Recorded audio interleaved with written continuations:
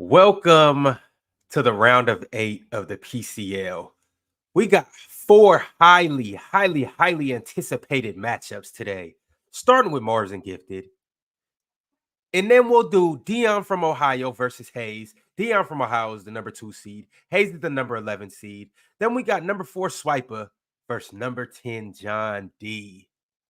And last but obviously not least, we got one of the crowd favorites and one of the favorites to win this whole thing, Chilltown Hoops versus number 8 Pirate. And Chilltown is the 5th seed. So the 5 versus 8 to wrap things up. And everything is on the line for this here beautiful belt that I hold that somebody at the end of this whole thing is going to have, along with a nice lump sum of cash. And I'm eager, just like you guys, to see who's going to pull this whole thing off. Who is going to win these matchups today and advance to the Final Four?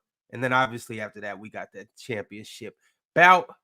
And I just can't wait, y'all. But we got 4 matchups, and we got to get into the first one. Mars versus Gifted. These are 2 guys that in the beginning, we all thought highly of them and thought that we could see one of them in the championship. But the thing about it is, only one of them can advance and make it today. So we'll see. We'll get into this. We got our judges. Chat, obviously, we know that you guys got to be judges. So I need you guys to be as unbiased as possible towards not only the debaters, but also the topics too. Don't vote based on who you like more, or don't vote based on which topic you like more. Vote based on who makes the better argument and who's just a better debater today. All right, y'all. Let's make it happen. I'm going to bring these guys up here, and we're going to go ahead and get into it. It's a lot of money at stake, and it's this belt right here at stake. So let's go ahead and get into it, y'all. I'm excited. Let's do it. Mars, what's going on? Hello. Hi. You ready to go? Yeah. You as ready as can be? Yeah, I think so. Yeah. All right. You look a little nervous, Mars. Are you good? I've looked the same every single debate. I get what's going on here. Right? Chat, there's history behind this battle, and these guys have debated before, and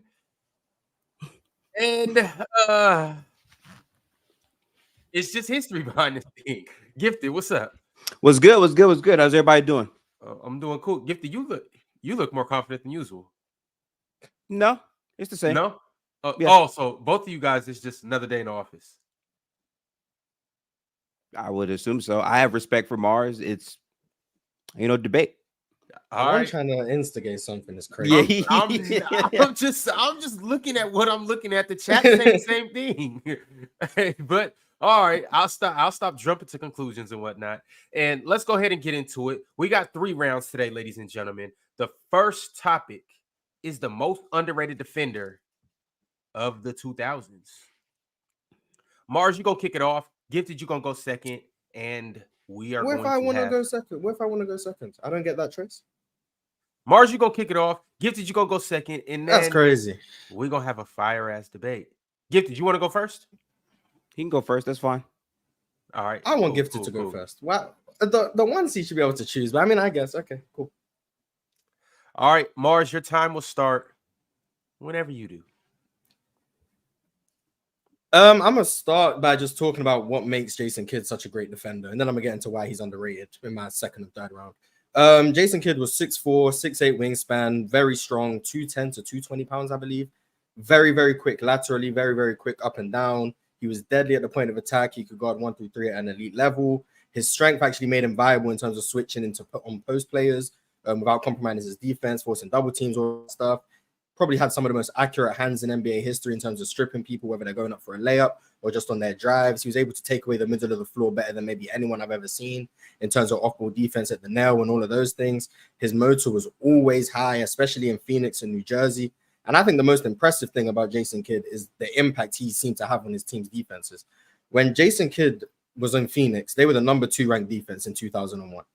He then left with Sean Marion on that team, leading the team in minutes the following year. They fell all the way down to number 20, and they were in the bottom 10 in number 12 on defense. He joined the Nets team that was 23rd ranked in defense, and they were the number 1 ranked defense the next 2 years. Jason Kidd's impact on defense has been shown throughout a whole stretch through a bunch of different teams. And he got rewarded with 9 all-defensive teams. And I know Gift is going to allude to Sean Marion not making all-defensive teams. But Jason Kidd only having 4 first-team selections, meaning that the voters didn't deem him as one of the top 2 guard defenders, all but 4 times in his career, shows how underrated of a defender he is. And he should be in all-time conversations, and he doesn't seem to be. Mars getting to the facts early. Gifted. Yeah, Sean Marion is the more underrated defender compared to Jason Kidd. And a lot of the reason why is, as Mars alluded to, Sean Marion was not nominated for a all-defensive team. But more importantly, let's talk about Jason Kidd, right? Most times in point guard conversation, when Jason Kidd comes up, people often lean to him being one of the better defensive guards as a case to elevate his stock amongst that elite group. Sean Marion doesn't come up in regular conversation. People aren't often thinking about Sean Marion when they think of some of the best wing overall defenders, because a lot of those players are also superstar offensive players. Sean Marion is one of the players that gets lost in the era that he played in, despite the fact that he was a very, very, very good defensive player. And ultimately for the Suns, he was their best perimeter defender. Most nights he was tasked with guarding the best offensive option on the other team. And in terms of his productivity, in terms of rebounding the basketball, blocks and steals, he just warps a lot of other wing defenders at the time. Also with the minutes and consistency. At the end of the day, Jason Kidd, based off his name being Jason Kidd, he's going to be brought up. And when he does come up, a lot of people say, oh, he was also a pretty good defensive player. Sean Marion simply does not come up enough. And the fact that he didn't get not one defensive team, at least Jason Kidd has something to show for it. Sean Marion has absolutely nothing from that era to show for it outside of teammates talking about him being such a good defender. That's why he's more underrated than Jason Kidd. Hell of a first round. Mars, it's back to you. Let's do it.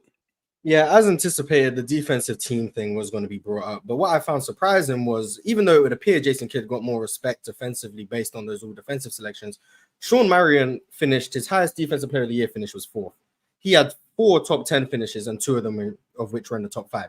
Jason Kidd's highest finish was 8th, and that's his only top 10 finish in defensive player of the year. So although he didn't make an all defensive team, he seemed to get a lot more love by these voters for the defensive player of the year award.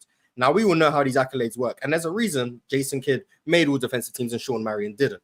Sean Marion was competing against other wings of his era, whereas Jason Kidd was competing against other guards. Now, if I ask you, which is more likely? Jason Kidd not being a top 2 guard defender and therefore not making first team all defense, or Sean Marion not being one of the 4 best wings, small forward / power forward defenders in the NBA? This is an era in which had Kevin Garnett, Tim Duncan, AK-47, Rajah Bell, Shane Battier, Ron Artest. I could keep going. Sean Marion not making all defensive teams does not make him underrated. It makes sense based on the time in which he played. Him getting more defensive player of the year love compared to Jason Kidd, while Jason Kidd makes all defensive teams, does not prove that Sean Marion was more underrated. In fact, it proves that maybe Jason Kidd probably should have got some more love in defensive player of the year voting, especially when you talk about the impact I already alluded to him having on those Nets teams and those Suns teams. When they were on the same team in Phoenix, Jason Kidd was the best defender on that team, as indicated by the fact they went from a number 2 defense to a number 12 the moment Jason Kidd left. Sean Marion was still there. Sean Marion was playing 38 minutes a game. Why did they go from number 2 to number 12?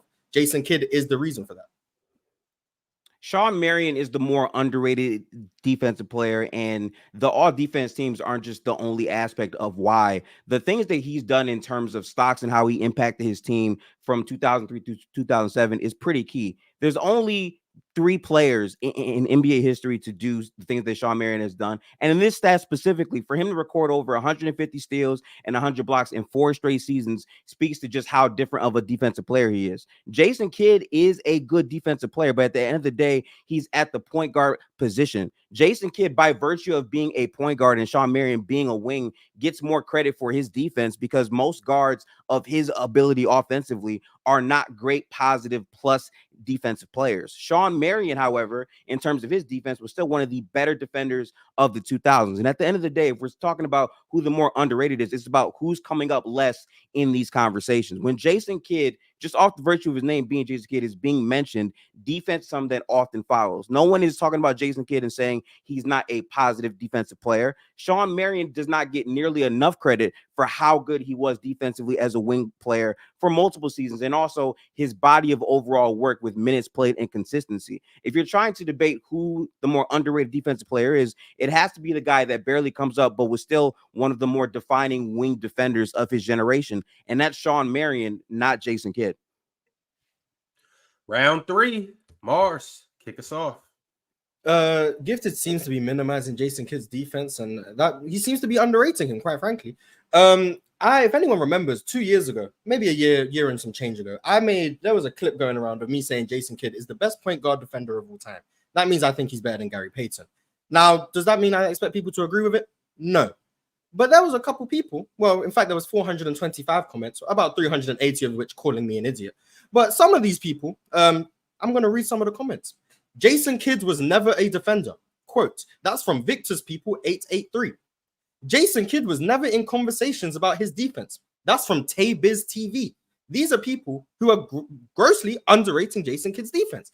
Jason Kidd may get put in conversations as an all-time great point guard and his defense gets brought up. But when we talk about the all-time great defenders at the guard position, Jason Kidd undoubtedly should be in the all-time conversations, not just point guards, top 5 guard defenders. He should be in those conversations. He doesn't get brought up. Shawn Marion doesn't get brought up in these all-time wing conversations because, respectfully, he's not an all-time great defensive wing. Now, he might rack up steals and blocks and those box score numbers that look really great on paper. But when we talk about the all-time great defensive wings, he is just a step below. That's why he doesn't get brought up in the conversations. Should he maybe get spoke about more as an underrated defender? Sure, I agree. But when we talk about the most underrated defenders, he's not underrated because he doesn't get brought up with AK-47. He just frankly wasn't as good as AK-47. But Jason Kidd only seems to be brought up for his defense when it's time to talk about Steve Nash. And Jason Kidd's better because he's a two-way player. But talk about him overall. He's one of the best ever. Round 3, Gifted. Shawn Marion undoubtedly is one of the biggest defensive players to not really be mentioned at all in the modern era. Mars naming people in the chat. A lot of people will take their time to even slander Jason Kidd or whatever, not talk about his defense. But at the end of the day, Shawn Marion isn't coming up at all. You have to look up YouTube essays about just how good Shawn Marion was as a defender in his time. And once again, defense goes beyond what your role is. Shawn Marion could guard multiple positions, but the rebounding from a wing at his size was very, very impressive in terms of his versatility for every aspect of defense that he could impact. Jason Kidd is a good defender. I'm not one of the people that sleep on his defense. I'm just saying when you compare it to Shawn Marion, a guy that doesn't come up at all, Shawn Marion is easily the more underrated defensive player. He covered more spots on the perimeter. His length and size impacted a lot of his value defensively, and the rebounding numbers for a wing of his stature just are not like all these other wings. Most wings are tasked with getting their defense and leading it to the big man to rebound. Shawn Marion could do everything on the court defensively. Jason Kidd, based off being a superstar player offensively, and people talking about how good he is and where he ranks all time as a point guard, people often point to his defense because, again, for the point guard spot, a good defensive point guard sticks out like a sore thumb because most point guards are dominant offensive players and either neutral or awful defensive players. Jason Kidd isn't that. Shawn Marion doesn't even come up enough for people to slander because people don't talk about him. That's why he's the more underrated defensive player than Jason Kidd. Okay, we got a good one on our hands, y'all. Let's go ahead and cue up the polls. Let's run the time in chat. You guys go do what you do best. Participate in that poll.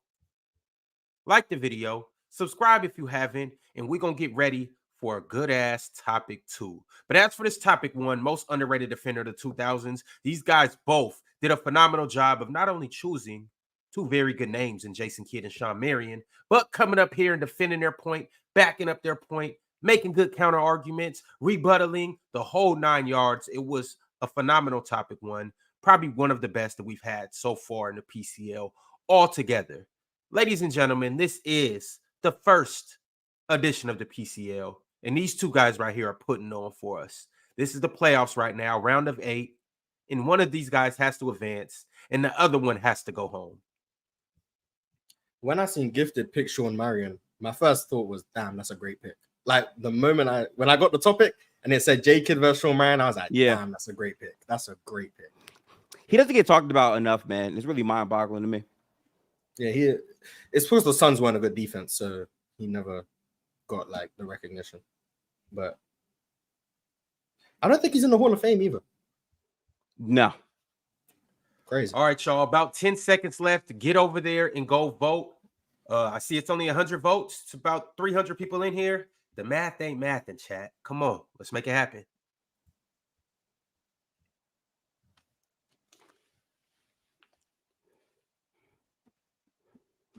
All right, the judges are sending their votes in right now. I got the votes from the judges.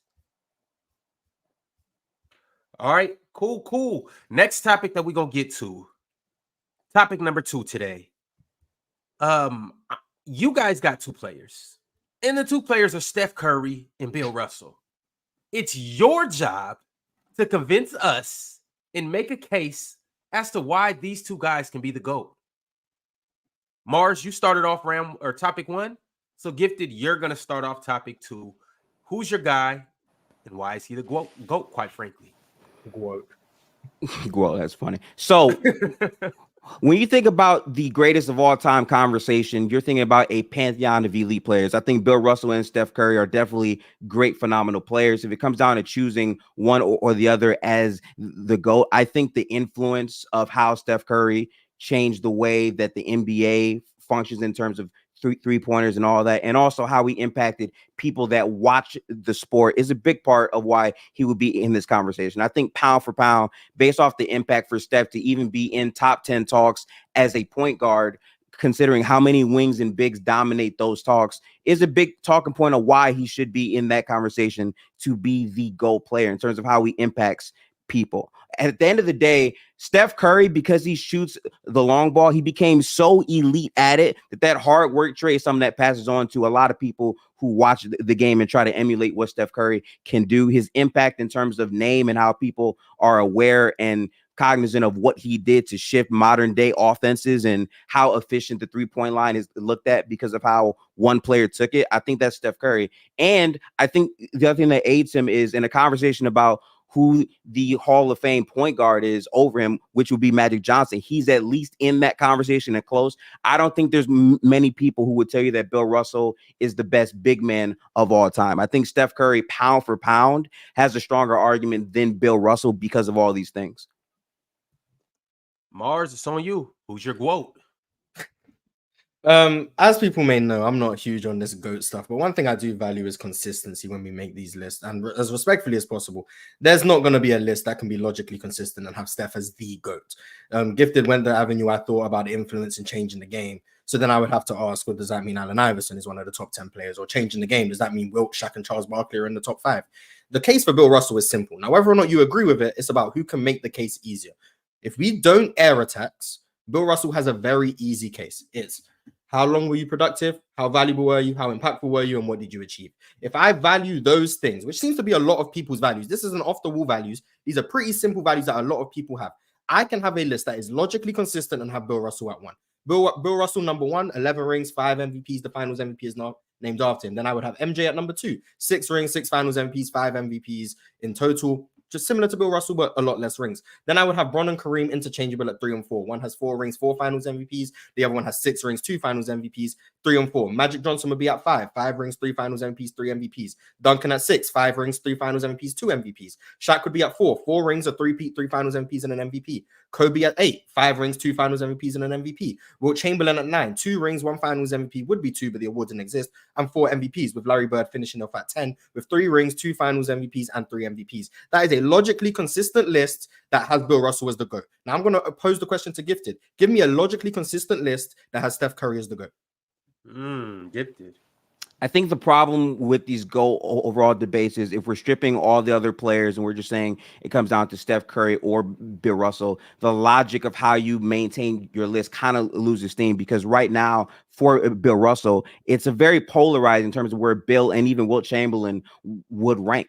Because at the end of the day, for a lot of people's top 10s, some of them don't have them in the list at all. Some people do. It really fluctuates based on who people have or have not watched. In terms of accessibility, in terms of what we saw Steph Curry do to impact his position and the game of basketball, that would be the argument for why he is the GOAT. Most people have different criteria for what makes a player a GOAT to them. And in my opinion, Steph Curry, because of his game and his dominance in the era that he did play in and how he shifted the game forward, is a big part of why he's in that overall conversation. As good of a player as Allen Iverson is, as Mars had mentioned, people will still tell you that Steph overall, based off of his impact to the game, impacted it better than Allen Iverson did. Bill Russell is a great player, don't get me wrong, but the era that he's in is a large part of why people do era text and people do not think of these things. When it comes down to it, if you're just evaluating Steph Curry and Bill Russell, being the fact that Steph is closer to being the best point guard of all time than Bill is to being a center, and being that a lot of people don't have these greater older players in their top 10s, I think universally speaking, Steph's impact pierces all of these lanes for newcomers and older people that have watched the game. So to me, Steph Curry can still be amongst that conversation as the GOAT over Bill Russell.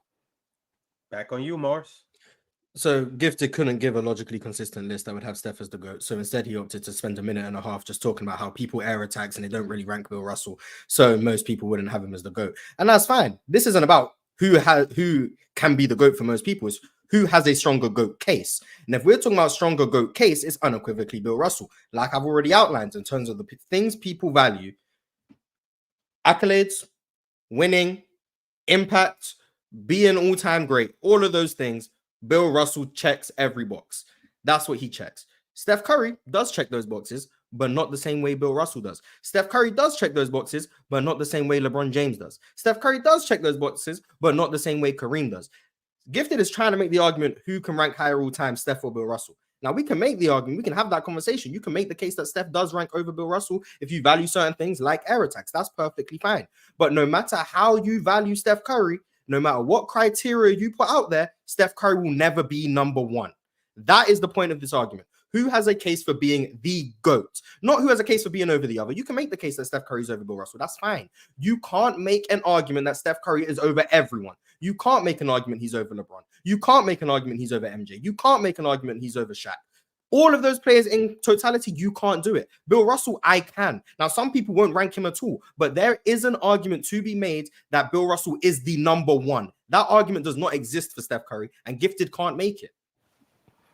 The argument does exist for Steph Curry, again, as being the greatest of all time pound-for-pound player in the NBA. What Steph was able to accomplish at the guard position, pound for pound, and the way that he dominated his own position puts him in those talks and that conversation. Again, Bill Russell, as great of a player as he is, a lot of people attribute the success of that Boston team he on to him for sure, but to the era ultimately gets taxed when people have regular conversations about the top 10 right now in these times. A lot of people don't have Bill Russell as their clear best player from that generation more consistently, even though he was a very good defensive player at his peak for sure. I think the way Steph Curry dominated the three-point line, being so leaps and bounds ahead of everyone else, is a big part of why his impact is right there for the GOAT conversation. At the end of the day, if we're stripping the other players, if LeBron is gone, if Kareem is gone, those are two players that most people would agree are over Steph and Bill Russell. But if you're stripping that and it just comes down to your overall impact, and people are remembering the air attacks, because if you're air taxing for a regular top 10, if you have these two players, you're going to still air attacks. A lot of people would still carry forth that same logic. And again, if you're just talking about pound for pound all around, you could definitely argue Steph Curry is a greater player than Bill Russell, based off of the dominance, based off the impact, and based off of the accessibility. Some people have not had the time to go ahead and watch Bill Russell. They can read the stats in terms of what he was able to do in terms of wins, but people do that already now, and they still don't believe he's a top 10 player for a lot of people. It really depends on how you view it. Mars, one last round. Gifted has now tried to remove LeBron and Kareem from the conversation to make the argument for Steph Curry. He is doing everything he can to make the argument for Steph Curry over Bill Russell. That's not what the GOAT is. The GOAT is the best among everyone. And the Gifted keeps trying to remove people from the conversation to try and make Steph Curry the GOAT. That's not how this conversation works. But even if we go off the pound for pound logic, that means Gifted's list is going to end up not having Shaq on it because he's 7'1", 300. He's not going to have LeBron on it because he's 6'9", 260. It's not going to have Kareem on it because he's 7'2", 240. So now we're removing some of the unequivocally greatest players of all time to try and get Steph Curry at number one. Now, you tell me if that's a logically consistent list, how valid would you view a list that has Steph Curry at number one, but now can't have Shaquille O'Neal, can't have LeBron James, can't have Kareem Abdul-Jabbar because we're doing a pound for pound list? Tell me how valid you would view that list. Or would you value the list that says I value achievement, longevity, success, accomplishment, All of those things all in one, alongside maybe being the best ever on one side of the ball. Bill Russell checks. Best ever on one side of the ball. Defense, check. Accomplishments, individual, check. Accomplishments, team, check. Longevity, 13 years, 11 championships, 12 finals appearances, check. Steph Curry doesn't check these boxes. You're going to have to go through some crazy mental gymnastics to make Steph Curry the GOAT. And even when you try and do that, you have to take guys off the table just to make the argument. There's no, like I keep saying, there's no logically consistent argument that has Steph Curry as the GOAT. There is one for Bill Russell. Whether you agree with it or not, there is clearly a logically consistent argument to make Bill Russell the GOAT. That doesn't exist for Steph. All right, y'all, let's go. Run the polls, run the timer, and y'all run over to the polls before the timer ends and get your votes in. Let's go. The polls is up. The timer's running. Y'all get over there. Be unbiased, ladies and gentlemen. Be unbiased and just let us know. Who do you think put forth the better debate? Mars or Gifted? Steph Curry or Bill Russell? All right. Bill Russell gonna get his respect someday. I'm doing my best. I'm doing my best. It might be today. I'm pound for pound, baby. I'm doing my best. Hey, man, Bill Russell 6'10", 215. You like? All right. We got one more topic after this. The best mid-range scorer ever. Can't wait to show you who these two guys chose for that debate. In the meantime, we got 3 other matchups coming up. Next, we have number 2 Dion from Ohio versus number 11 Hayes. And then after that, we got number 4 Swiper versus number 10 John D. The wild card has made itself into the Elite 8. Shout out John D. And then last but not least, we got Chill versus Pirate. That will conclude the day. But as of right now, we got 20 seconds left for you guys to get over and exercise your vote. The poll is up. The poll is running, and I need you guys to do your job. All right, Mars, last topic. It will be on you to kick us off with the best mid-range scorer ever. Just a second. Let's wait for the time to go. Let me wait for the judges to get their votes in. Interesting. Interesting, judges. Interesting, chat. All right, Mars. You got it. Whenever that timer goes up. Is it up? Oh, okay. Here we go. This for me, I'm gonna start with showing love for both these players. This is for me the battle of the Titans. These are number 1 and 2 for me. I hope Gifted feels the same, but maybe he doesn't. But I'm working with Kevin Durant. I think Kevin Durant is the greatest mid-range scorer ever for many reasons. I'm gonna start just with the eye test. His ridiculous blend of size, speed, length, athleticism, and touch, I think makes him the best ever at generating clean looks in the mid-range. We always say he can't see a contest. He shoots over people. What are deemed tough shots for most human beings aren't tough shots for Kevin Durant. He's able to make them at a clip that we've probably never, ever seen. Since tearing his Achilles, since coming back from that over the last 4 seasons, Kevin Durant is shooting 52.7% on all of his 2-point jump shots. That is over 10% above the league average. The league average is around 42%. Kevin Durant is shooting nearly 53 while shooting the most attempts in the NBA.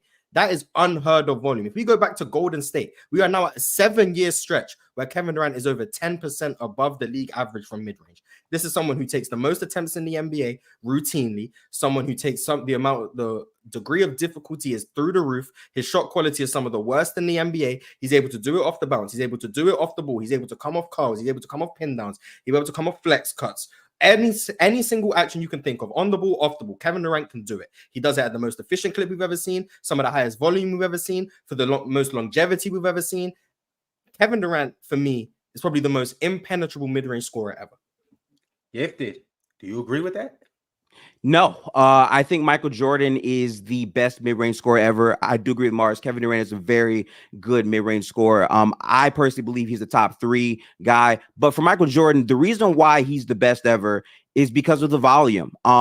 The NBA began tracking the mid-range shot in 96, 97. That was at the tail end of Michael Jordan's run for the Bulls. And still, MJ was able to log the greatest mid-range scoring season ever, where, get this, he was averaging 14.7 mid-range attempts a game The next player after him was Terrell Brandon at 11.1, but MJ shot 49%, and the volume is on over 1,000 shots. That's right. Michael Jordan took 1,200 mid-range shots that year, and he shot 49% on that volume. I also think that Michael Jordan had many dominant stretches earlier, but again, they were unable to be tracked. But specifically, his impact on where he catches the ball starting up, where he would operate often in that mid-range area, in that 90s overall era, and the way he was able to create space on his mid-range is a big part of why he's so impactful and effective. He does have a longer longevity to me in terms of just how dominant he was in this area than his competition. I think that Michael Jordan defined that shot, and I think his influence easily sparked down to a Kevin Durant, to a Kobe Bryant, to a Kawhi Leonard. That's why I believe he's the best mid-range scorer ever. Round 2. Back to you, Mars. I feel bad for that point would have won against so many people, but not me, unfortunately. People don't know this about tracking data, but I do because I do research on these stats. The 1996-1997 season is, by all intents and purposes, some of the most wonky play-by-play data we've ever seen, admitted by the NBA, by Basketball Reference. From 1997 to 2000, the NBA's play-by-play data is missing 194,000 field goal attempts. They have not weighed them as jump shots. In fact, they weighed 75% of them as layups. There's a reason why. If you look on Michael Jordan's Basketball Reference page, it says in 1997, he shot 52% at the rim. You know why? Because they counted his missed jumpers as missed layups because they didn't have the play-by-play data. Go look at what he shot in 1998. The field goal percentage of the rim goes up to 64. The mid-range percentages come all the way down to 42. So the 1 year in which he shot 49% from the mid-range, which Gifted wanted to praise, is only because they counted his missed mid-range shots as missed layups because the play-by-play data was broken. Go look at his stats in Washington. Go look at his stats in 1998. That's a more accurate representation of Michael Jordan as a mid-range shooter at that time. 42% on extremely high volume. Not 52% like Kevin Durant. Definitely not 49% on extremely high volume like 1997. Because if you want to believe that Michael Jordan shot 52% at the rim in 1997 to try and back up those faulty stats on the mid-range, then go for it. But the 1997 tracking data all around the NBA is inherently flawed because the NBA doesn't have all the data for all the shots, and they've counted missed shots as missed layups, not missed mid-range field goal attempts. So the stats are wrong. It's back to you, Gifted.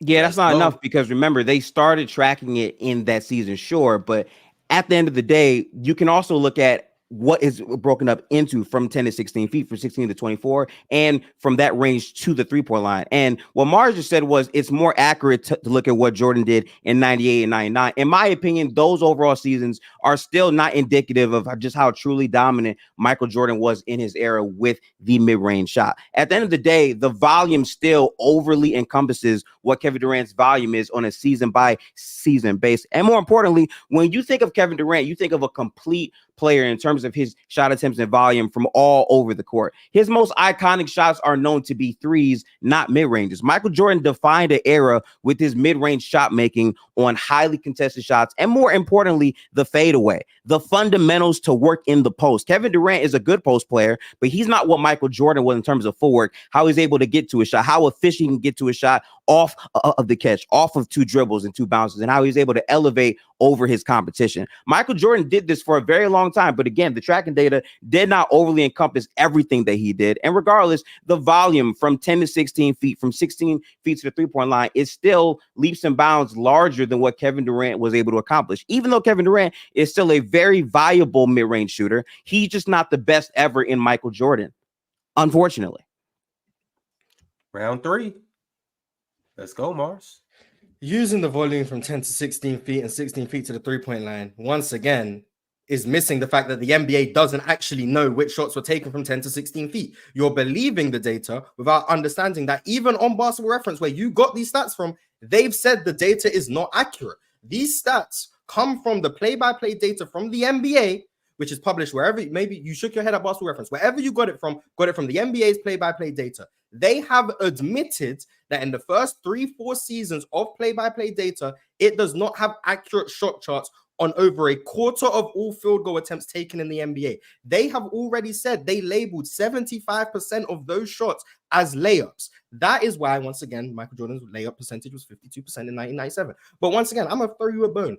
Someone did individual hand tracking from peak Michael Jordan, 126 games. He shot 51% from the mid-range over that 126 game sample in the early 90s from 1990 to like 1992, I believe. That's still below my Kevin Durant's percentages, but yes, the volume is higher. But I think the biggest difference for me is the triangle system organically generated easier looks, advantage situations for Michael Jordan, whether that's him coming off curls or pin downs, where the defender's scrambling, he's able to get to a one dribble pull up, or he's able to just get rise and fire and catch and shoots. The amount of catch and shoots that Michael Jordan shot from the mid range compared to Kevin Durant is night and day. A lot of his volume is off the catch. Kevin Durant is a lot more off the bounce, a lot more off the dribble. The degree of difficulty is much higher for Kevin Durant. And the fact that he's 10% above league averages for 7 straight years is unheard of. No one's done it. Round 3, Gifted.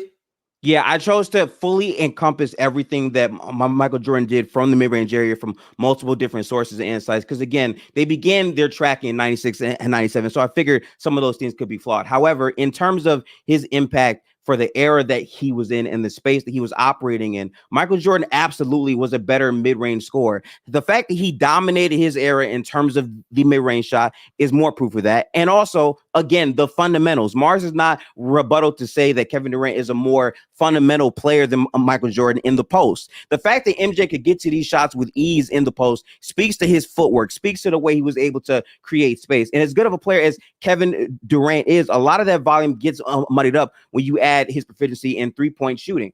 Kevin Durant is a phenomenal mid-range player, but Michael Jordan's bread and butter was created off of the mid-range. The MJ fadeaway is one of the most iconic shots in basketball, and the influence that had on these younger players, on Kobe Bryant, on Kawhi Leonard, that impact spread down pretty easily. And when you're talking about dominance of that time, Kevin Durant had the opportunity to play on the greatest space team of all time, and also better space teams in the Suns and the Nets than the Michael Jordan's Bulls. Michael Jordan was the guy that had to get to it as an individual shot creator and find efficient shots. The fadeaway was not looked at as a proficient shot until Michael Jordan did it. And then other players followed suit because of Michael Jordan. That's why he's a better mid-range scorer than Kevin Durant. As good as Kevin Durant is, the volume is simply too drastic, even if you want to say a couple numbers are off here or there. Volume versus percentages. I like it. I like it. Hey, man, these guys came. They did their homework. They did their research. And they came and they brought the most compelling cases that you can. I don't think it gets much better than this, y'all. I really don't. Who do you have at number 2 mid-range shooter, Gifted? I have it as a battle between Kobe and KD. I think Kobe's volume from the mid-range is also bigger. I think KD is one of the most efficient short burst players in terms of mid-range. I just think the volume of how many aspects and how contested those shots are moves me a little bit more for Kobe. But I think Kevin Durant is easily one of the most efficient players I've seen. So that's me. Yeah, okay. Kobe was the one I was thinking of. Yeah, I think Dirk deserves some love in these conversations too. But Dirk's very good too. That's fair. Chat, you got 45 seconds to get over and vote on who you think won this third round. The best mid-range scorer ever. I'm waiting for our judges on the back end to come through. And then we're going to go ahead and announce who won this battle. But after you guys vote, make sure you like the video. Make sure you subscribe. And make sure you become a member. And if you're having any doubts as to what membership tier you should join, just go ahead and join that Hall of Fame tier with guys like Cobra Son Raditz, Multi Kenny, Arch, Jerry Allity, Hunting Gilgores, Kendall Daniels, and GDH DG. Those are all Hall of Famers, and you could be one too.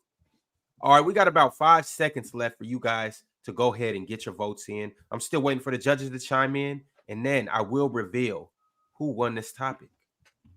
Michael Jordan or Kevin Durant? All right, here we go. The vote is coming in. Okay.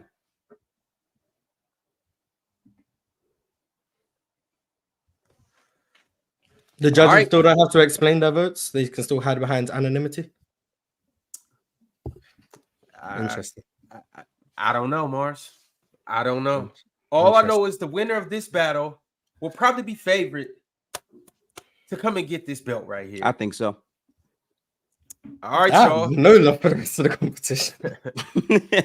Hey, man, shout out Hayes. Oh, Hayes up next, right, against Dion? Yeah, he's up next. I'm looking forward to that. All right, we have the number 1 seed, Mars, versus the number 14 seed, Gifted. The votes are in, and this is how it stands. Round 1, winning 2-1. We have Gifted. Round 2 with the clean sweep. I'm talking about as clean as Swiper's bald ass head. Clean sweep. That's fair. We got Mars 3-0. And last but certainly not least, round 3. Moving on to the next round, winning this topic 2-1. My man Mars will be advancing to the Final Four. Fellas, I appreciate y'all for coming up here and doing what y'all do best. This was really, really, really a very intense debate. Y'all brought it from start to finish. Gifted. Hell of a battle. Yeah, I'm not mad. I think overall that was a good debate. I think the third round is debatable, so that's fair. I'm not too mad at that.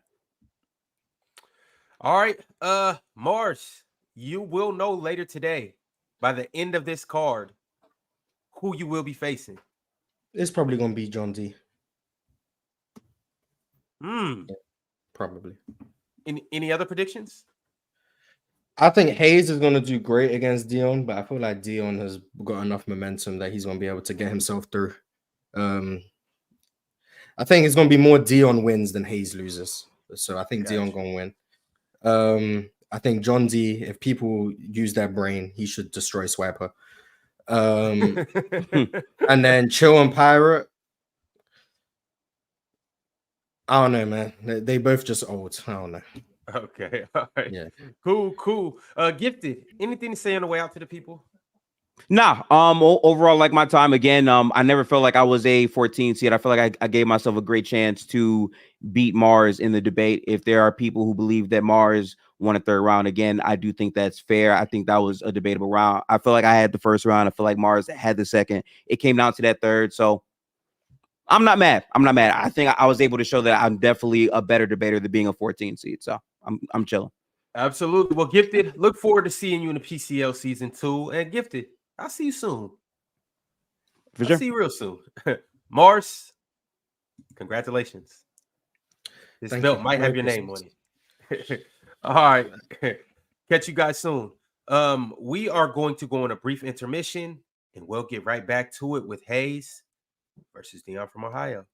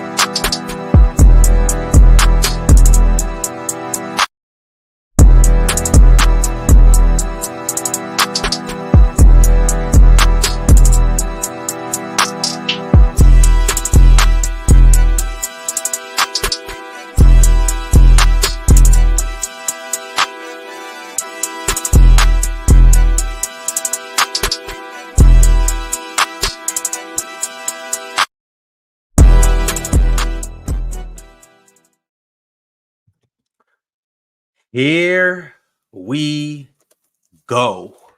The next two guys that will have an opportunity at winning this belt right here. The PCL. Here, let me this way. There you go.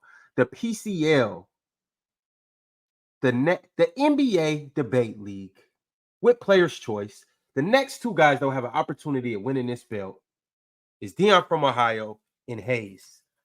These are two guys that were both highly slept on in the beginning. These are two guys that I told shouldn't be in the PCL. These were two guys that I told watered their divisions down.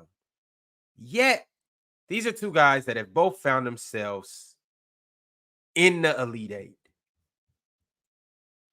One of which being the number 2 seed. Dion, What's up with y'all? We are all shocked, and we all just can't believe that you've made a 2 shouldn't seed. be. What was your recipe for success? Hard work, dedication, cooking, and confidence. Now let's get to this next round because it's not over with. Okay. Keep going, Dion. Hayes, what's up, my brother? What's going on, Ron? You dressed in all black?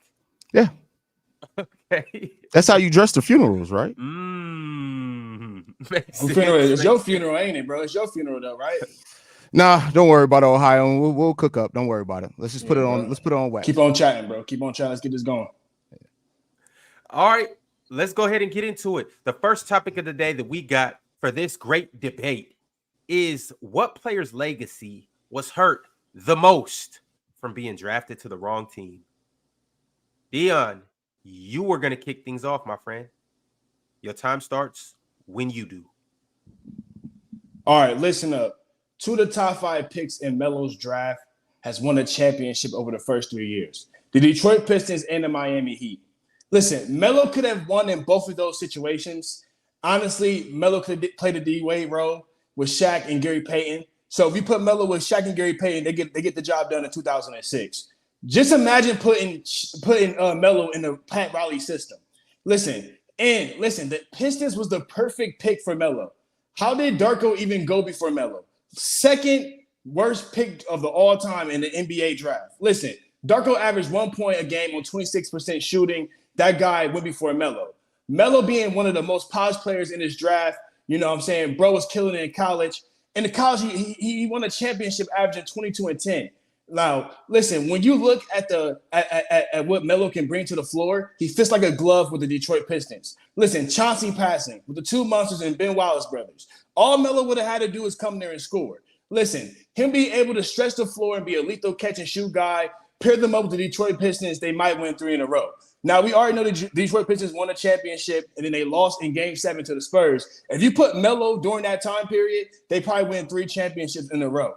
He fit perfectly with 2 teams during that draft that he missed out on, but he went to the Denver Nuggets. So 1,000%, Melo is the most impacted player inside of the draft. Cook, Dion, cook. Hayes. And Your turn. Dion makes a great point as far as if he would have went to the Detroit Pistons. Unfortunately, we have over a decade left of Carmelo Anthony's career in which the Denver Nuggets had ample opportunity to pit teams around Carmelo Anthony as far as going on to trade for Allen Iverson, to trade for Chauncey Billups, both players that had 2 all-star seasons after joining the Denver Nuggets. You know how many all-star teammates KG had throughout his whole entire time with the Minnesota Timberwolves? 2. Wally Zerbiak did it 1 time. That's it. And Sam Cassell in 2003, 2004. Matter of fact, you want to talk about incompetence. You have to talk about the team, not just the player. The fact of the matter is that the Minnesota Timberwolves over Kevin Garnett's time there had 7 first-round picks, 7 bites at the apple to add talent around Kevin Garnett and could not get it done. Over that same time, that while Carmelo Anthony was having Allen Iverson in 2006, 2007, and 2007, 2008, both of which were all-star years, they only had three first-round picks over that time. It was up to Carmelo Anthony to elevate his players, and guess what he did not do? Carmelo Anthony, you could talk about him going to another team in the Detroit Pistons and being able to elevate that team, but what about elevating his team and his teammates? As a matter of fact, if I'm not mistaken, you want to talk about the first team he was drafted to, Carmelo Anthony had 2 all-star selections while he was with the Denver Nuggets. He had more all-star selections going to other teams than being on the Denver Nuggets. That comes down to his production. Over that same time period, Kevin Garnett was also assisting on 20% of his teammates made field goals, making those teammates. I got to mute you, Hayes. I got to mute you. You over your time. Woo! Hey, Dion, I don't think Hayes came to play today. It's back to you. Round 2. Okay, so when we're talking about this, when you think of legacy and when you think of it, you think of the body of work. Listen, Melo literally has everything but an NBA championship, and that's the sole reason he gets the left out of the conversation that he does today. He's a top 10 scorer of all time, multi-gold medal winner, 10-time NBA All-Star, 6-time All-NBA player. He literally has everything but a championship. What would Melo legacy look like if he had at least one? Or, with the ring culture being at an all-time high, they don't care what you do unless you won. Listen, but let's be real. The Denver Nuggets was never winning anything. I mean, I hear you talk about the two top, all-star picks that he had, but they was not going to win anything. Just like how the Minnesota Timberwolves wasn't going to win anything either, right? So when we're talking about just carrying, Melo was carrying the Nuggets. I mean, he averaged 20 points off the bat his first rookie season. Showcasing his skill set. But none of that matters because he doesn't have the talent surrounded to him to be able to win. Listen, Melo being one of the best rookies ever. He might be, better. He might have had a better season than LeBron James as well during that time period. So, I mean, he was already ready to go out the gate. He just fell to a bad team that wasn't going to win. 2 of the top 5 picks in that draft was going to win a championship in the next 5 years. I mean, if he would have landed anywhere to those guys' positions, he obviously would have won a championship. So, I mean, you can't really say that he didn't get it done or whatever like that. He was his first couple years in the league and he was developing. So, at that point, let's talk about how Melo. Okay, listen. When it comes down to Melo and KG, it's a big difference. KG is looked at as an all-time great. When it comes to Melo, he's already done it. He's done it like to a point of that he hasn't had an opportunity to honestly win the championship. If you look at all the years, he didn't have any opportunity to win the championship during that time period. All right, Hayes, round 2. Hold up, Hayes. Hold up. You muted. All right, your time starts when you do. Go ahead. I think you got caught up in what the title of this debate is. This debate isn't about Carmelo Anthony's legacy as a player, which we can make it about that because that legacy as a player would then go on to include choosing the team that he went to in the New York Knicks, and then choosing to go to the Rockets, then choosing to go to the OKC Thunder. Both times that Carmelo Anthony got in his own way. So just say that because the other players in Carmelo Anthony's draft class would won a title, so he would have. That takes complete. The fact of the matter is that those players being unselfish players. The fact is, when Carmelo had an opportunity to join a team that would have solidified his legacy, what did he do? He bet on the money. Carmelo Anthony, unfortunately, and not wrong to himself, decided to bet on the money rather than being a better teammate. You want to lift that up. Let's also talk about the fact of let's look at the best teammates of Carmelo Anthony's career, even with being on the Denver Nuggets. Allen Iverson, 2-time All-Star with Carmelo Anthony. Chauncey Billups, the farthest that Carmelo Anthony went was with Chauncey Billups to the Western Conference Finals. First round exits every year other than that. Nene, drafted 7th overall and made all team first rookie. Kenyon Martin, coming off an all-star performing season when he got signed by the Denver Nuggets. On the other side of that, KG, Sam Cassell, 14th year in the league when he joined KG in Minnesota. Chauncey Billups, not what he became later in his career. Stephon Marbury, we'll talk about that at the end, how the Minnesota Timberwolves failed that one. Wally Zerbiak, a one-time All-Star, and Troy Hudson, that's the 5 best teammates that KG played with over the course of his career. It's not even comparable to the talent that the Denver Nuggets went out and get for Carmelo Anthony. Dion, back to you. Let's do it. It's heating up in here. Again, you keep trying to mention KG's career. It's honestly disrespectful to say that KG legacy was affected by the team he was drafted to. KG's a top 4 power forward of all time. I don't think anyone's complaining about how KG legacy went. I mean, KG went to multiple finals, won one championship, and he was drafted in 1995. Unless he was getting drafted to the 20th pick in 1995 to the Chicago Bulls, he wasn't going to win anything. So, I mean, what's the point of even bringing up where he got drafted at? Again, do you really think KG was going to stay, on the board longer than 20 picks? KG is not put into the best players to not win category. He has the title of a winner. So what I mean by that, we look at Carmelo Anthony, you talk to him as one of the best players to not win the championship. KG's actually looked at as a winner, right? So how much would have changed if KG being 18 years old going to one of those good teams? He was 18 years old, so inside of the NBA draft, he was one of the youngest cats in there, or if not the youngest cat. We've seen a lot of times younger guys like him go to the league and go to a good team at first. It kills their confidence. You know what I'm saying? So when you look at KG, he was averaging around 10 points, 10 points and 8 rebounds. He wasn't even ready to even go to a team to compete for a championship. It took him a couple years to develop because he's a rookie. Now, when it comes to Melo, fresh out of college, one of the best players, one of the best polished players inside the draft, he was ready to win now. You know what I'm saying? So that's why he got the title of the most impacted, because if he would have went to any of those other teams, he would have won a championship.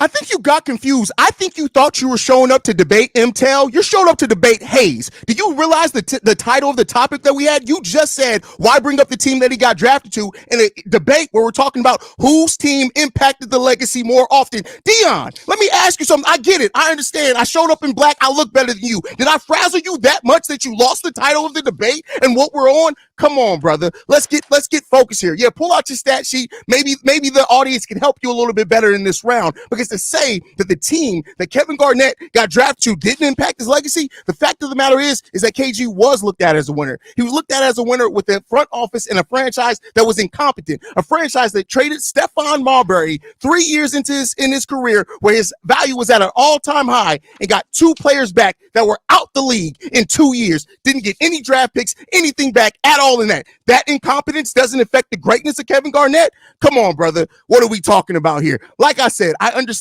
you may have thought that you showed up to the debate to battle Jack or MTEL. You showed up to debate Hayes. I need you to get your facts together, get your stat sheet together, and come back in round 2, because, boy, you're not cooking nothing here.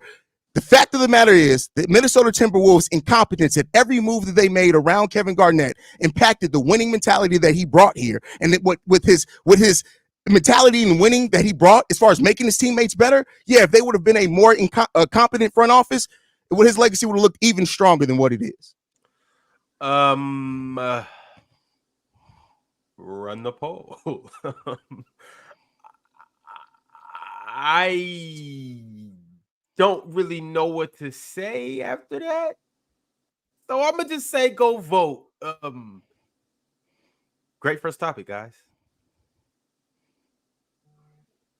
What player was impacted the more from being drafted to the wrong team, KG or Carmelo Anthony? You guys make sure you go over there and vote. That was an entertaining first round, but we got 2 even better rounds coming up. The next one that we got, the next topic. Well, before I tell you that, make sure you like the video. Make sure you subscribe. And keep going, chat. Keep going. The polls are up. Go ahead and vote. The judges are sending through their votes right now. And we are going to keep it lit for the rest of the PCL. As of right now, the next topic that we have is the best shooting guard in the NBA. Yes, this is one of those good current debates. Anthony Edwards versus Devin Booker. We're going to get down to the bottom of this right now. But before we do, you have 20 more seconds to get over there and vote. Right now, I need you guys to stay tuned and be ready for the next battle. We got number 4 Swiper versus number 10 John D. And capping off the night, we got number 5 Chilltown versus number 8 Pirate.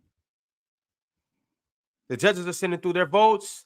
Chat, the poll has been wrapped up. That was an amazing first round, but we got an even better second round. And Hayes, it's on you, best shooting guard in the NBA. Your time will start whenever you do. This is an interesting topic to make because it's 2 players that impact the game in very different ways. Devin Booker through offense and Anthony Edwards through affecting both sides of the basketball. Despite being 5 years younger than Devin Booker, Anthony Edwards has only appeared in 2 less All-Star games and 1 less All-NBA team than what Devin Booker has made. Also, when you look at these players, both through their age 22 seasons, Anthony Edwards averaged 24.9 points per game, 5.4 rebounds, 5.1 assists in 79 games, and he was selected to play in his 2nd overall All-Star game. Devin Booker in his age 22 season, 26.6 points per game, 6.8 assists, 4.1 rebounds in 64 games, but that team only won 19 games in that time. Also, when you look at the way that Anthony Edwards impacts both sides of the game of basketball, we talked about the offense. Those are, Devin Booker has the edge there, but then let's get to defensively where it's not even close. In that age 22 season that we mentioned, Devin Booker had a defensive plus minus of negative 2.3, which is 179th in the NBA. Anthony Edwards over that same time period ranks much higher, being almost in the top 10 in the NBA. Also, let's look at the defensive accolades that Anthony Edwards already has in the team. He put together one of the best defensive seasons by a shooting guard in the last 5 years that Anthony Edwards have. Anthony Edwards is more aggressive. He has the bigger moments. Also, something that we're going to touch on later on in this battle is the fact that what did Devin Booker do before Chris Paul joined that Phoenix Suns team? He scored a bunch of points, but he didn't impact winning in the same way that Anthony Edwards has already done over his... Time's up, Hayes. Time's up. Dion, your time is starting whenever you do. Hold on, Dion. Hold on. For my thing. So, all right, you already started off by saying that you was mentioning old times and what Devin Booker did before Chris Paul. The question is, especially regarding the NBA, Anthony Edwards versus Devin Booker. So let me get you to the question. You got confused by the last question as well, but I'm gonna keep that cool. Listen, Devin Booker is the complete better player. He can do more, on the floor than Ant. You want shooting, got it. You want playmaking, D-Book can do that. Pretty solid defender and can play off the ball. He has countless way to impact the game. Listen, higher ceiling than Anthony Edwards, and he's the better floor riser than Anthony Edwards. Now, the numbers, 27 points, 5 rebounds, 7 assists, with 61% true shooting, 89% from the free throw. Devin Booker is the prototype shooting guard of the league today. His offensive game does not disrupt the offensive flow. He can get 30 points on 12 shots. Now, he can drop 70 on your head if you want him to as well. And listen, when you compare that to Anthony Edwards, bro, the whole offense stops when he gets the ball. Every time Anthony Edwards gets the ball, bro, you see a lot of guys like Rudy Gobert and Karl Anthony Towns looking around. So it's a different story when Devin Booker has the ball. It's a more fluent offense. Listen, by the numbers, he's better. Listen, he has great vision. He's a smarter player. And on top of that, he's just going to compete as much as well. So if you put him in situations to die for the ball, and Devin Booker can get dirty, he can get dirty on the defensive end as well. Devin Booker is a very solid defender. He's very underrated as a defender, especially over this last season. But his offense clearly clears Anthony Edwards straight up. Hayes, hold up. All right, your time starts when you do.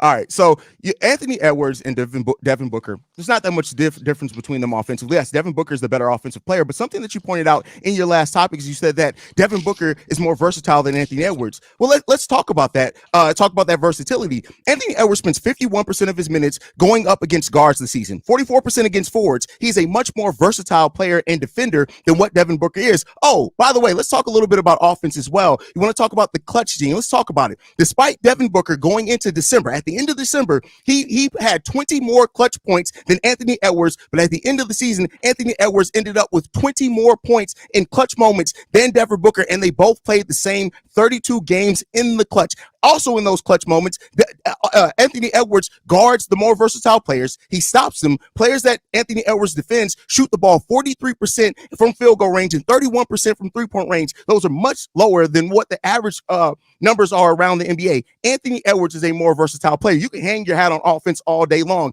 but the fact of the matter, both these guys bring it offensively. Only one guy is bringing it in a versatile manner on both sides of the floor, and that is Anthony Edwards. When you need somebody to shut down, you're definitely not calling Devin Booker to do so. While he's not as terrible a defender as what people try to make him out to be, he's not changing the game in the same manner that Anthony Edwards does on the defensive side of the ball. He's just not. When it comes to clutch time moments, Anthony Edwards has been both better defensively and offensively considerably. Back to you, Dion. He hasn't been better offensively. Stop lying. And Devin Booker is not that bad on defense. So stop trying to make it seem the gap is that much apart. You know what I'm saying? Listen, I have a little Bleacher Report news for you guys. You know what I'm saying? Well, it's called a Dion Report. If I was looking at Anthony Edwards, this was what I would say, right? Ant's a great player, but he has a lot of growing to do. Ant is a poor decision maker, you know what I'm saying, off the double team. He just holds the ball and it honestly affects the team's offense. He has a higher usage rate than Devin Booker while being less effective.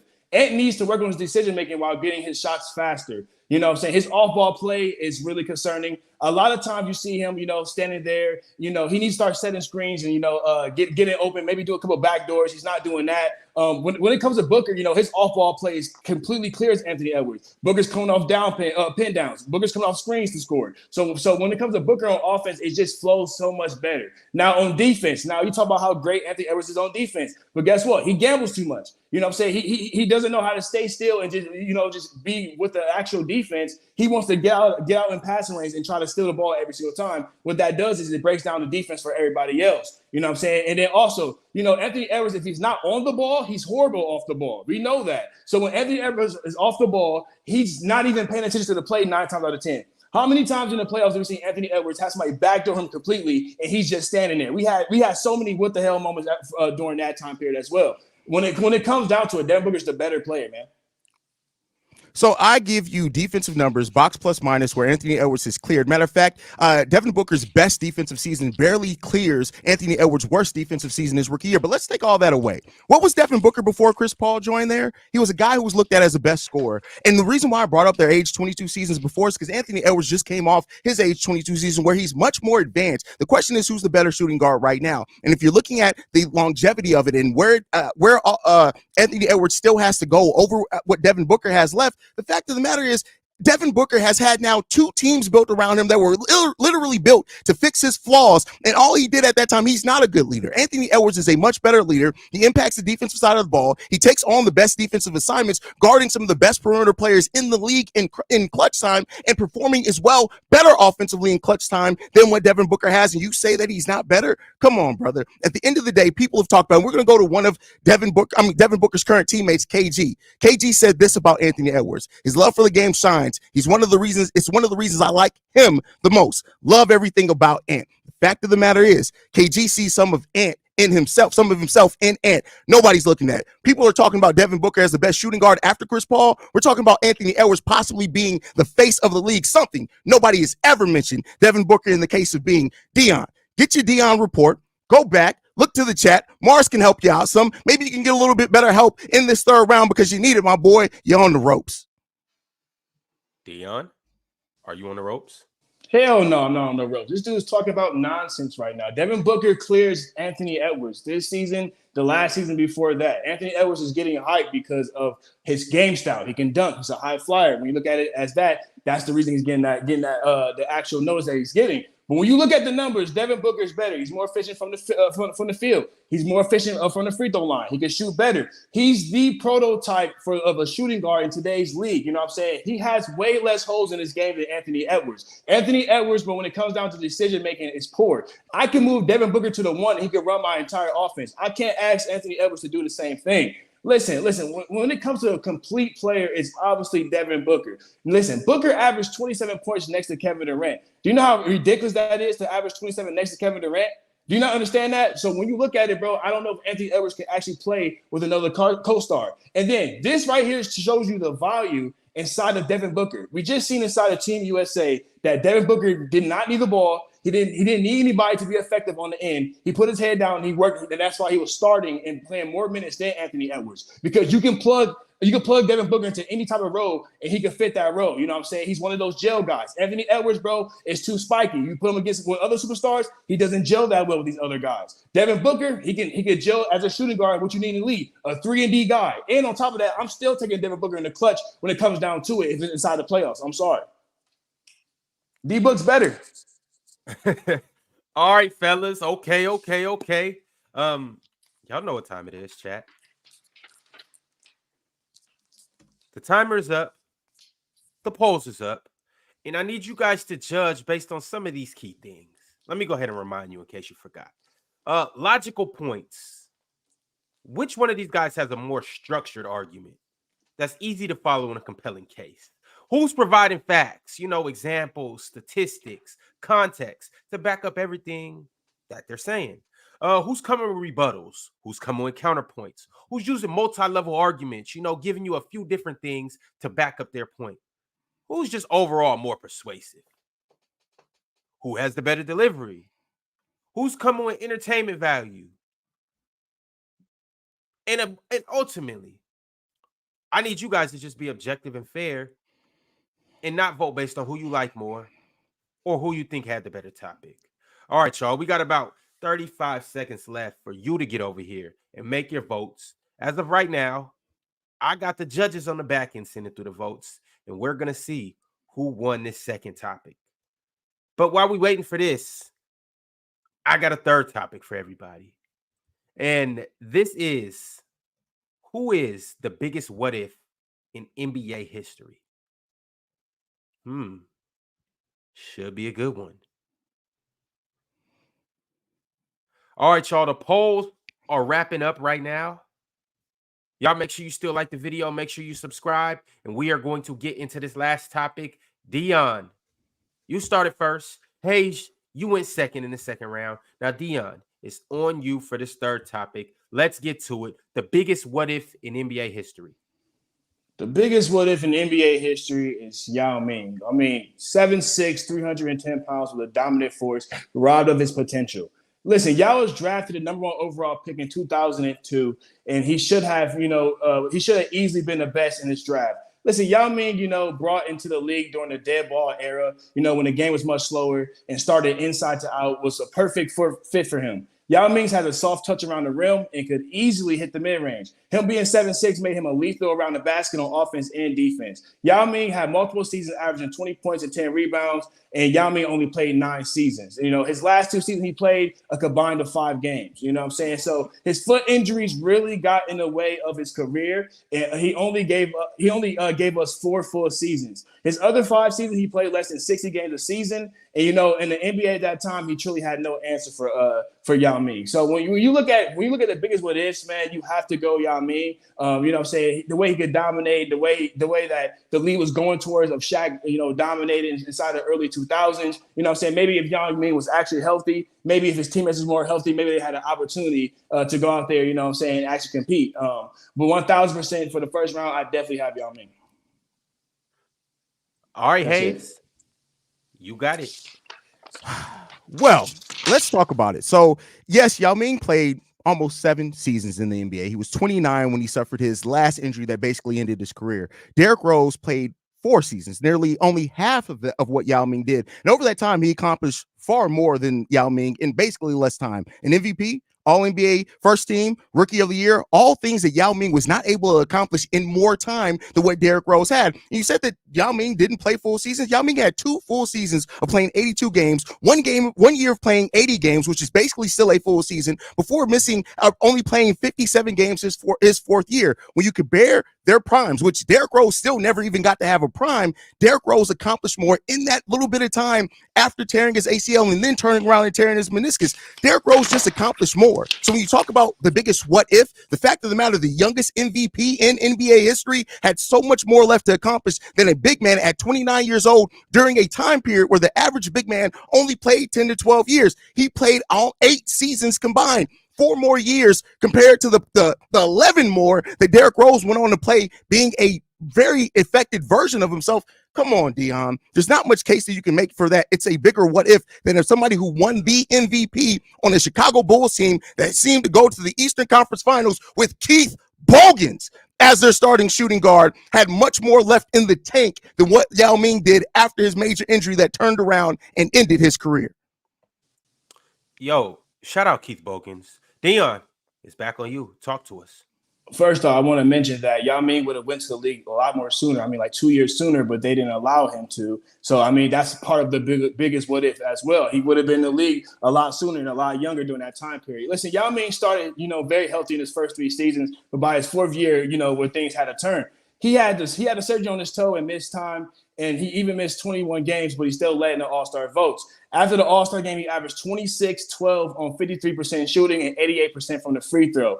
Unstoppable. He did that for 25 straight games. His sidekick, Tracy McGrady, battled injuries during the time season as well. They only played 47 games, and they only played 31 games together.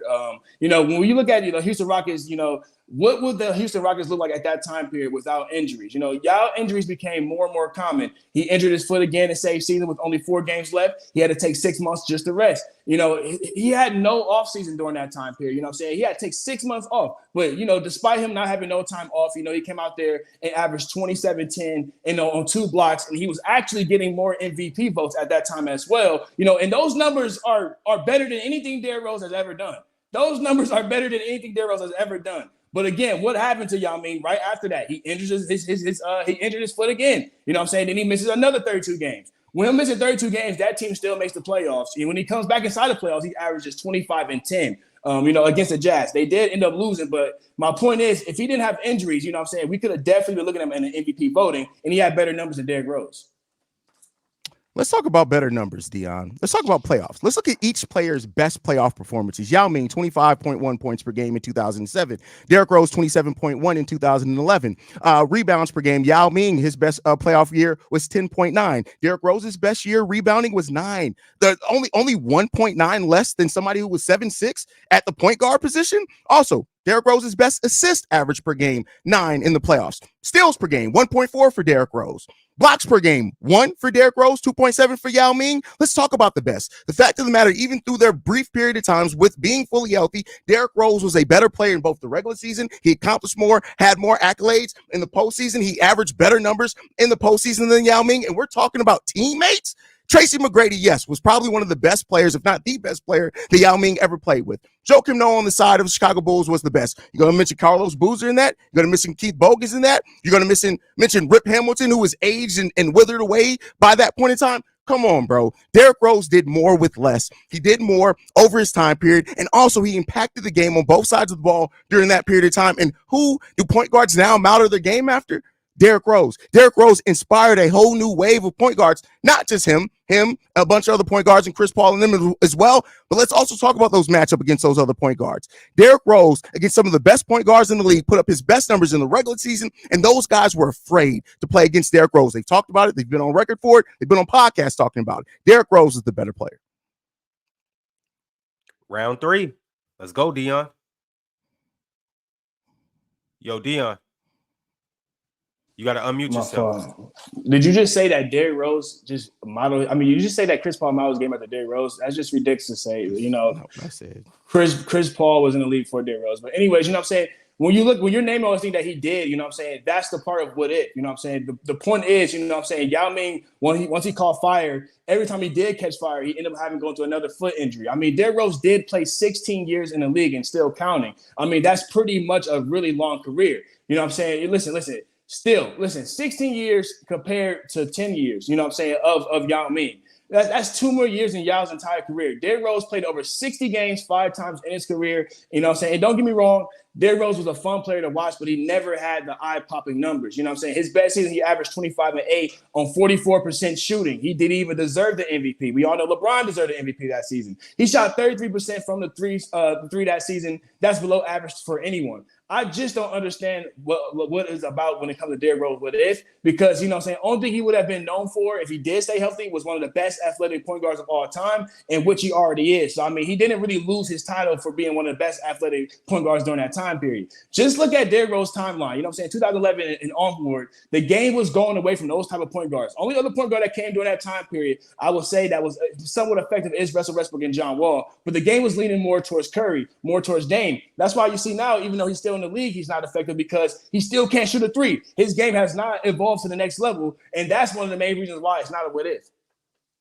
Did you say Derrick Rose is and first of all, let's also quote this. Like, I didn't say Chris Paul modeled his game after. I said modern point guards modeled his game after Derrick Rose, and I mentioned also Chris Paul. So Dion, let's make sure that you listen. If you're gonna rebuttal my points pretty well, make sure you listen, boy. Open up ears a little bit. But on top of that, you said that Derrick Rose's numbers weren't eye popping. Then what were Yao's? Yao Ming's best season. His best statistical season was 25 points per game on 51% shooting as a big man closer to the rim because he didn't go out and shoot threes or even really mid-range shots. Derrick Rose's best season, 25 points per game, 44 field goal shooting percentage, 33 from three-point range, also 4.1 assists, 7.7 rebounds, 1 steal, and a little bit under a block per game as well. To say that Derrick Rose's numbers weren't eye-popping, either you just didn't watch or you just don't understand how to comprehend basketball. I don't know what to tell you there, my boy, but hey, it is what it is there. We all don't watch the game the same way, clearly. At the end of the day, also, to say that Derrick Rose didn't inspire a new wave of point guards, to say that Derrick Rose didn't inspire the next wave of point guards, talk about if they play like him or not. At the end of the day, go and look at those guys. Ask guys like Ja Morant.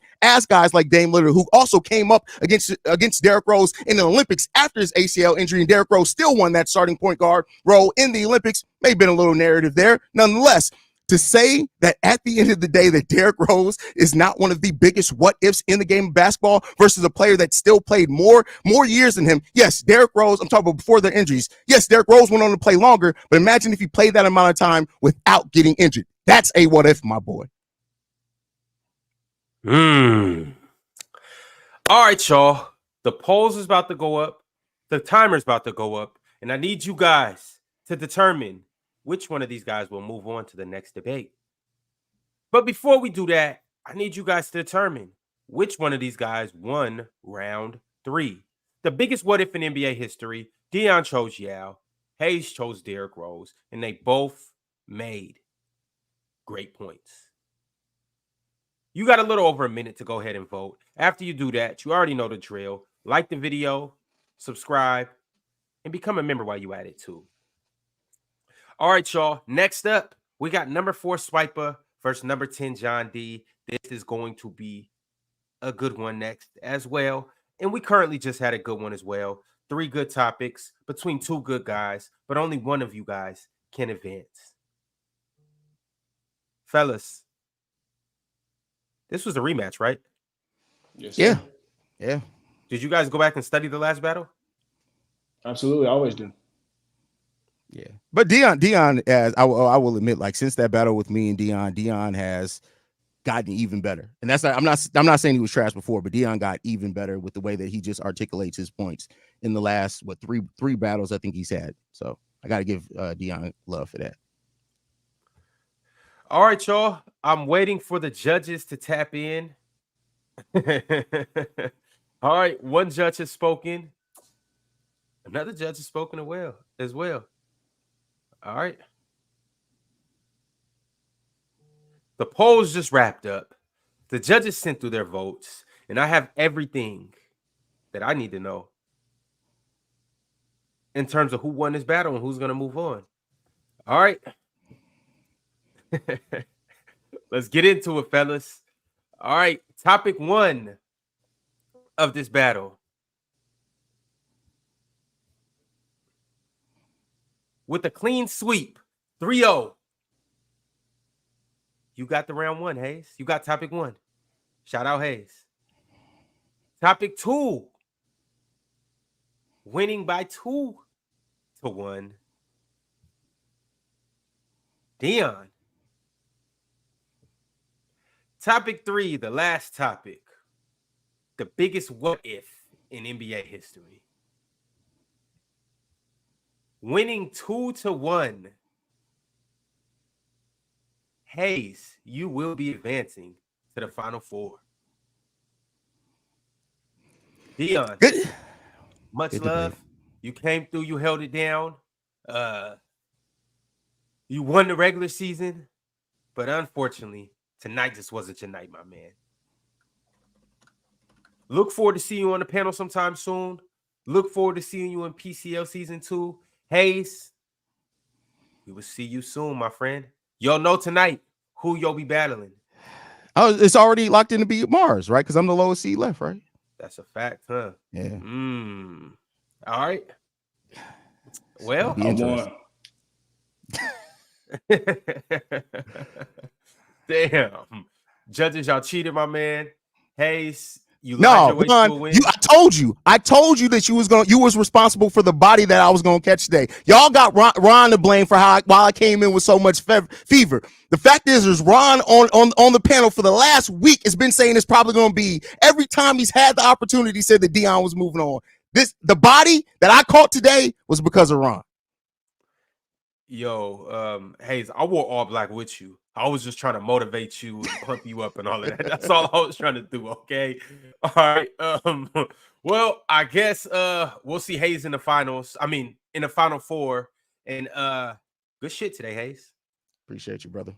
All right, we're going to catch you soon. We're going to go on a brief break, and we will be back for our next matchup, the third matchup of the day. Number 4 Swiper versus number 10 John D. Y'all stick around. We'll be back in a second.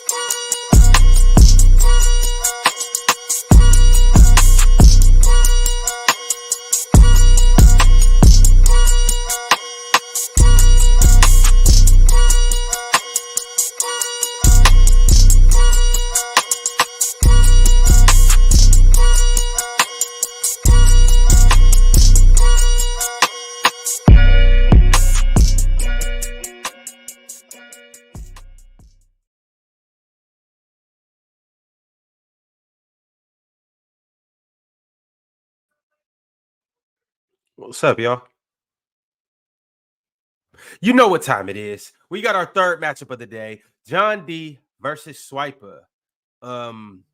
We had two matchups earlier today, in case you missed it. We had the number 1 seed Mars versus the number 14 seed Gifted. And Mars narrowly escaped with a 2-1 victory against Gifted. So shout out to Mars. Unfortunately, Gifted, we'll see you in Cancun. And just in case you missed it, the last battle was number 2 Dion from Ohio versus number 11 Hayes. And Hayes was able to pull it out 2-1. That was also a close battle. Unfortunately, Dion, we'll see you when we see you. Hayes, we'll see you in the Final Four. Now, fellas, this is a battle that is going to be a toss-up. To me, I don't know who's going to pull this one out. I could see either guy washing the other guy. So I don't really know. But we're just going to go ahead and get into it because it's only one way to find out. I got John D, the wild card, who's not even supposed to be here. How does it feel? It feels good. I mean, I'm excited to be here. I think it's kind of hard to be someone that's not known at all, or at least wasn't known when I first came up here, to kind of like really pull through. That's why I show a lot of love to guys like MTEL and stuff. So, but I'm very excited to get this round started, man. Okay. Swipe in the building. What's going on? Not much. Just watching the Chiefs win yet another game because of The referee penalty call. Yeah, I got it right here next to me. Yeah, they pulled it out because it was they called a pass interference on a. He was early, but it wasn't in the game. It wasn't in the game early. It wasn't like 4th and 16. Throw the flag early. Like it wasn't egregious enough to get that kind of call. It was insane. Like, dang. Well, hey, we GOAT saw does GOAT things. Whether it's cheating or not, the GOAT's gonna find a way to win. But all right, y'all, we got to get into this though. It's time. John D and Swiper. We got 3 topics, fellas. Swiper, you are going to start off with the first topic, which happens to be who's better offensively. 2009 LeBron versus 2024 or current Luka Doncic. Swiper, your time will start whenever you start. Let's get into it.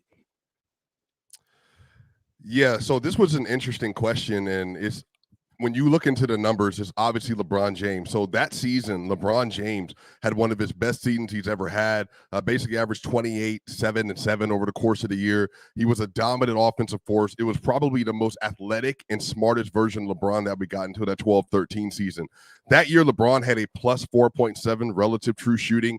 He shot 35% from 3, basically.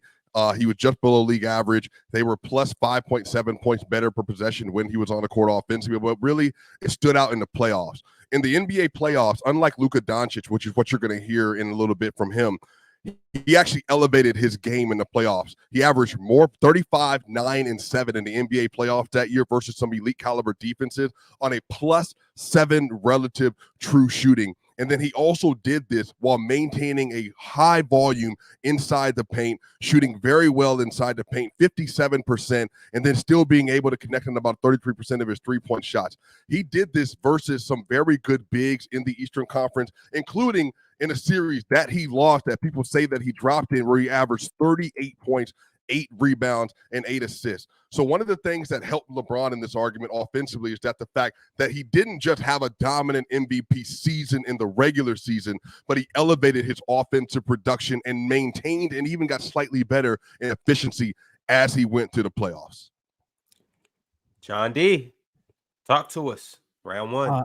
I actually didn't look at the playoffs. Luka was noticeably injured. But before we get started, I want to look at what makes a great offensive player, especially for like the wings and the guards of the NBA. We look at shooting, efficiency, gravity, playmaking, versatility, passing. And at age 24, I think Luka Doncic was further along than LeBron James was as an offensive player. And it's hard to go against someone who's putting up 34 points per game, 9 rebounds, 10 assists, while shooting 39% from the 3 on 11 attempts a night and 49% from the field. Luka Doncic was by far the better scorer at age 24 than LeBron was. Luka Luka Doncic was the league leader in points per game this season while having a 61% true shooting percentage on top of shooting 11 threes per game. And this isn't a true shooting percentage that LeBron was able to achieve until he was 28, at least in the regular season.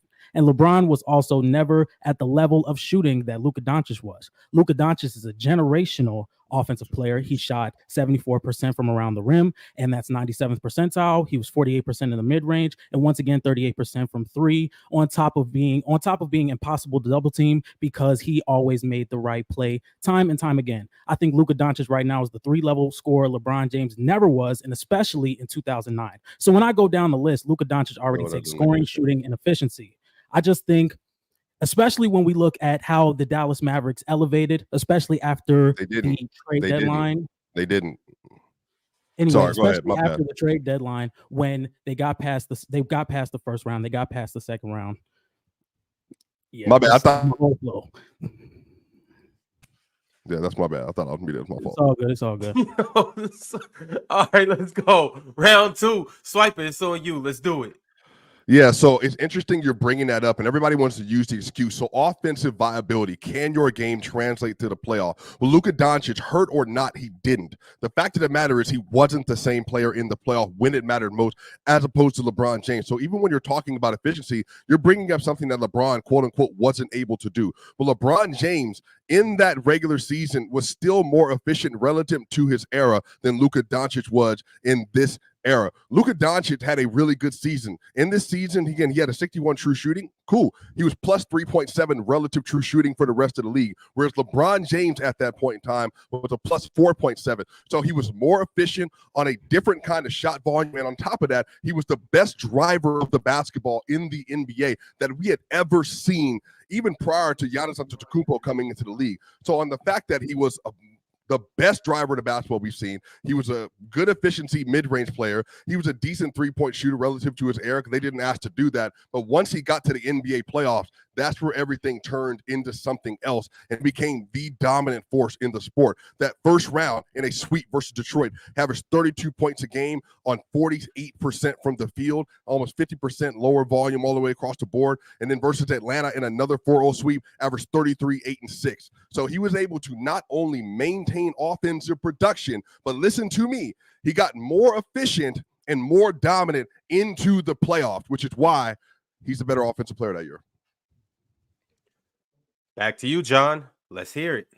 Not only was Luka Doncic a better scorer than LeBron James was at this age, he was also a better playmaker, in my opinion. Luka Doncic was a great passer out of double teams. He was a great passer in the pick and roll. He was 93rd percentile this season. He was 0.2 assists per game shy of being one of 4 players to average 30-plus points and 10 assists in a single season. And Luka Doncic was 24 at the time of him doing this. Luka Doncic generated an offensive rating of 119.8 and an assist percentage of 42.8 versus LeBron James's 114 and an assist percentage of 36.5. I think Luka Doncic was a more advanced passer in 2024 than LeBron James was in 2009. And I also think the threat that Luka was beyond the arc makes it tougher for him to guard when you can see a lot of players go under the screen versus LeBron than we would against Luka. And we also have to bring up the fact that outside of shots between 0 and 3 feet, LeBron James shot under league average in all of his shots. So if you were to drive to the basket, or if LeBron was to drive to the basket, he would see a lot of multiple defenders and he would just live with the tougher shot instead of swinging it out to his teammates. And I think Luka Doncic created better opportunities for his teammates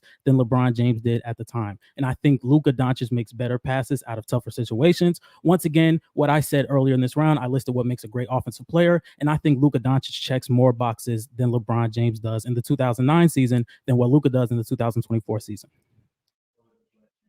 Back to you, Swipe. So he just cut off early because he lied. You cannot misuse information. You said that Luka Doncic had a 119 offensive rating and LeBron only had a 114. Let me read the numbers again for everybody else to hear. He was a better offensive player in this era. So at that point in time, the league average was a 108. League average. He was a 114, which is a plus 5.7. And then this era, Luka Doncic, he was a +19 in this era, but the league average is a 115. So for using context, he was only a +4.3 as opposed to a 5.7. So also a misuse of stat and information. And you also cannot say because he was not a league average from outside the paint, like that somehow takes away from his greatness, because we saw the same thing in 01 Shaq. He was the best offensive player in the league. We saw the same thing in 09 with LeBron James. He was the best offensive player in the league. And you're bringing up passing and playmaking. There is no player that has ever been able to dictate pace and attack the rim to the degree that he can and make better passes out of the half court than LeBron James in his career. There's also no better full court playmaker in NBA history other than LeBron James. So when you're bringing all this up, and due to the fact that he didn't have adequate floor spacing next to him in 2009, he didn't even have like a genuine number 2 option like Kyrie Irving did in 2024 over that 09 run. And then not only that, he was able to elevate his offensive production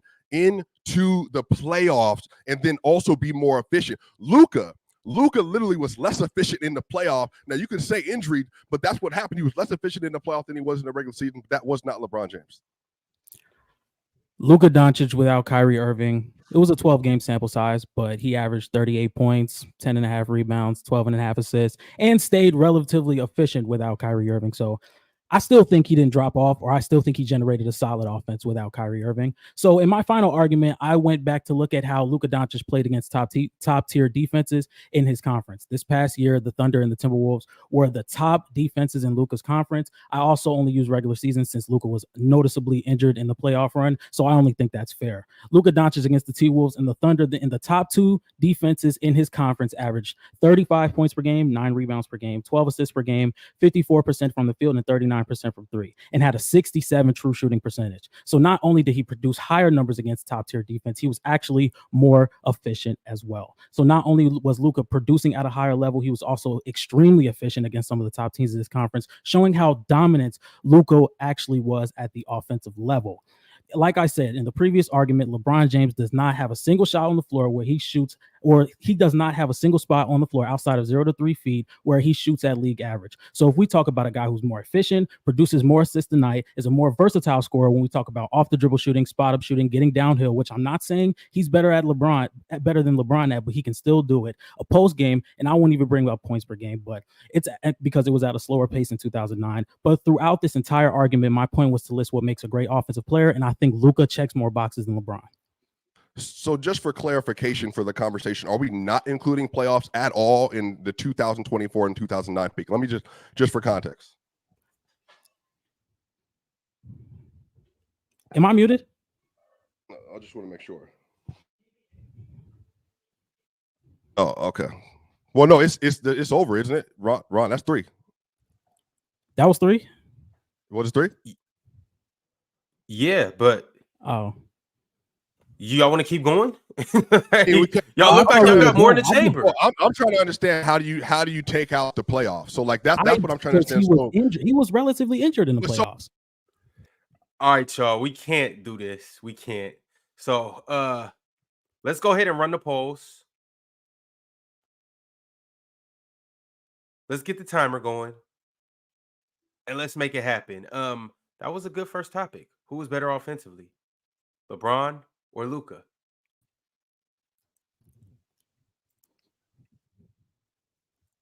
The polls are up. Make sure that you guys get over there and vote.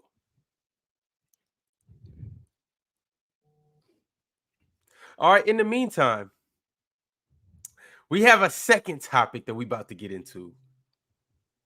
Bill Russell versus Tim Duncan. Who's the better defender? That should be fire, y'all. But in the meantime, it's about 30 more seconds left. I need you guys to get over and vote. So only 71 of you guys have voted.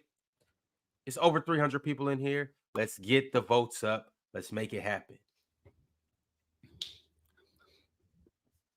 Judges sending through their votes right now. In chat, we're going to keep turning up. We're going to keep this going. Y'all got 5 more seconds to get over there and vote. Dub non-use of playoffs. All right, Swiper, you went first last go round. So, John, you will go first this go round. Here we go. Who's the better defender? Bill Russell or Tim Duncan? Go ahead, John. Talk to us. As a big man in the NBA, I think the biggest priority is protecting the rim.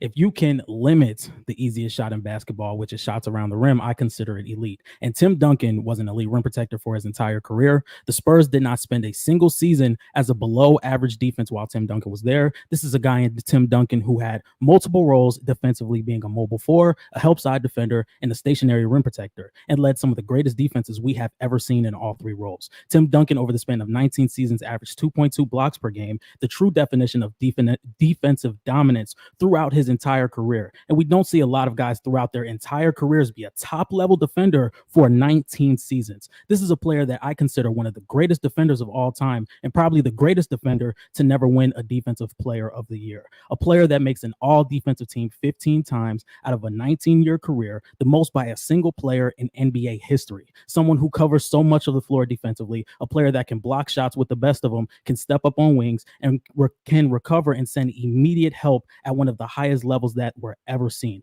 The longevity of Tim Duncan on that end makes him one of the greatest defenders in basketball history, and him being so disciplined and versatile makes his case even larger. There were not a lot of players that can say they were elite defensively in multiple eras the way that Tim Duncan can say he was. Swiper, your time will start whenever you do.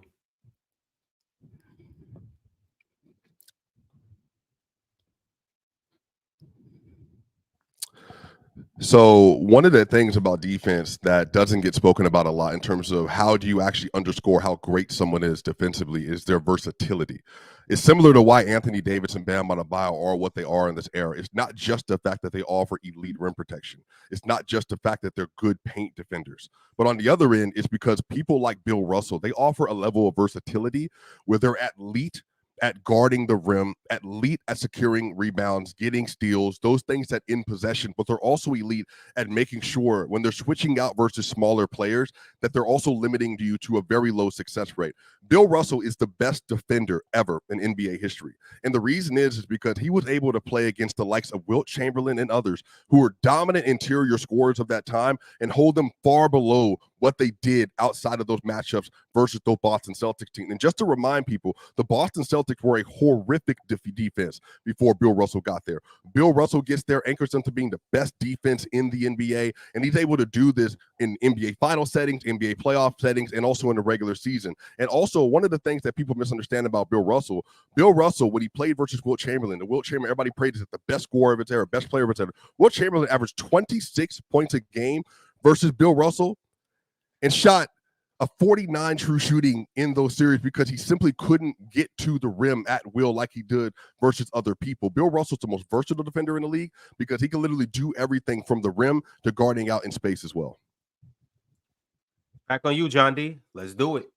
Tim Duncan was on an all defensive team in three different eras. So in the 90s, 2000s, and 2010s, he was also top 6 in defensive player of the year at some point in all of those eras. So to be this high of a level of defender in three different eras of basketball, seeing basketball elevate offensively throughout that time, and to still be able to be a high level of a defender is outstanding to me. To be an effective defender with Shaq and with the Shaq and Kobe Lakers, the Miami Heat, LeBron James team, and the Golden State Warriors offensive run. To be an effective in all of these teams and see all of these eras play out and really hit their peak offensively, I think is truly dominant and shows how truly dominant Tim Duncan was. And I'm sure we can all agree that the offense is majorly different from when he first got to the league to when he walked out of the league. And Tim Duncan was 36 years old when he was top 6 in defensive player of the year. The Spurs finished top 5 in defensive rating 16 out of the 19 years that Tim Duncan played. Tim also has the most playoff blocks in NBA history. He also led the league in defensive win shares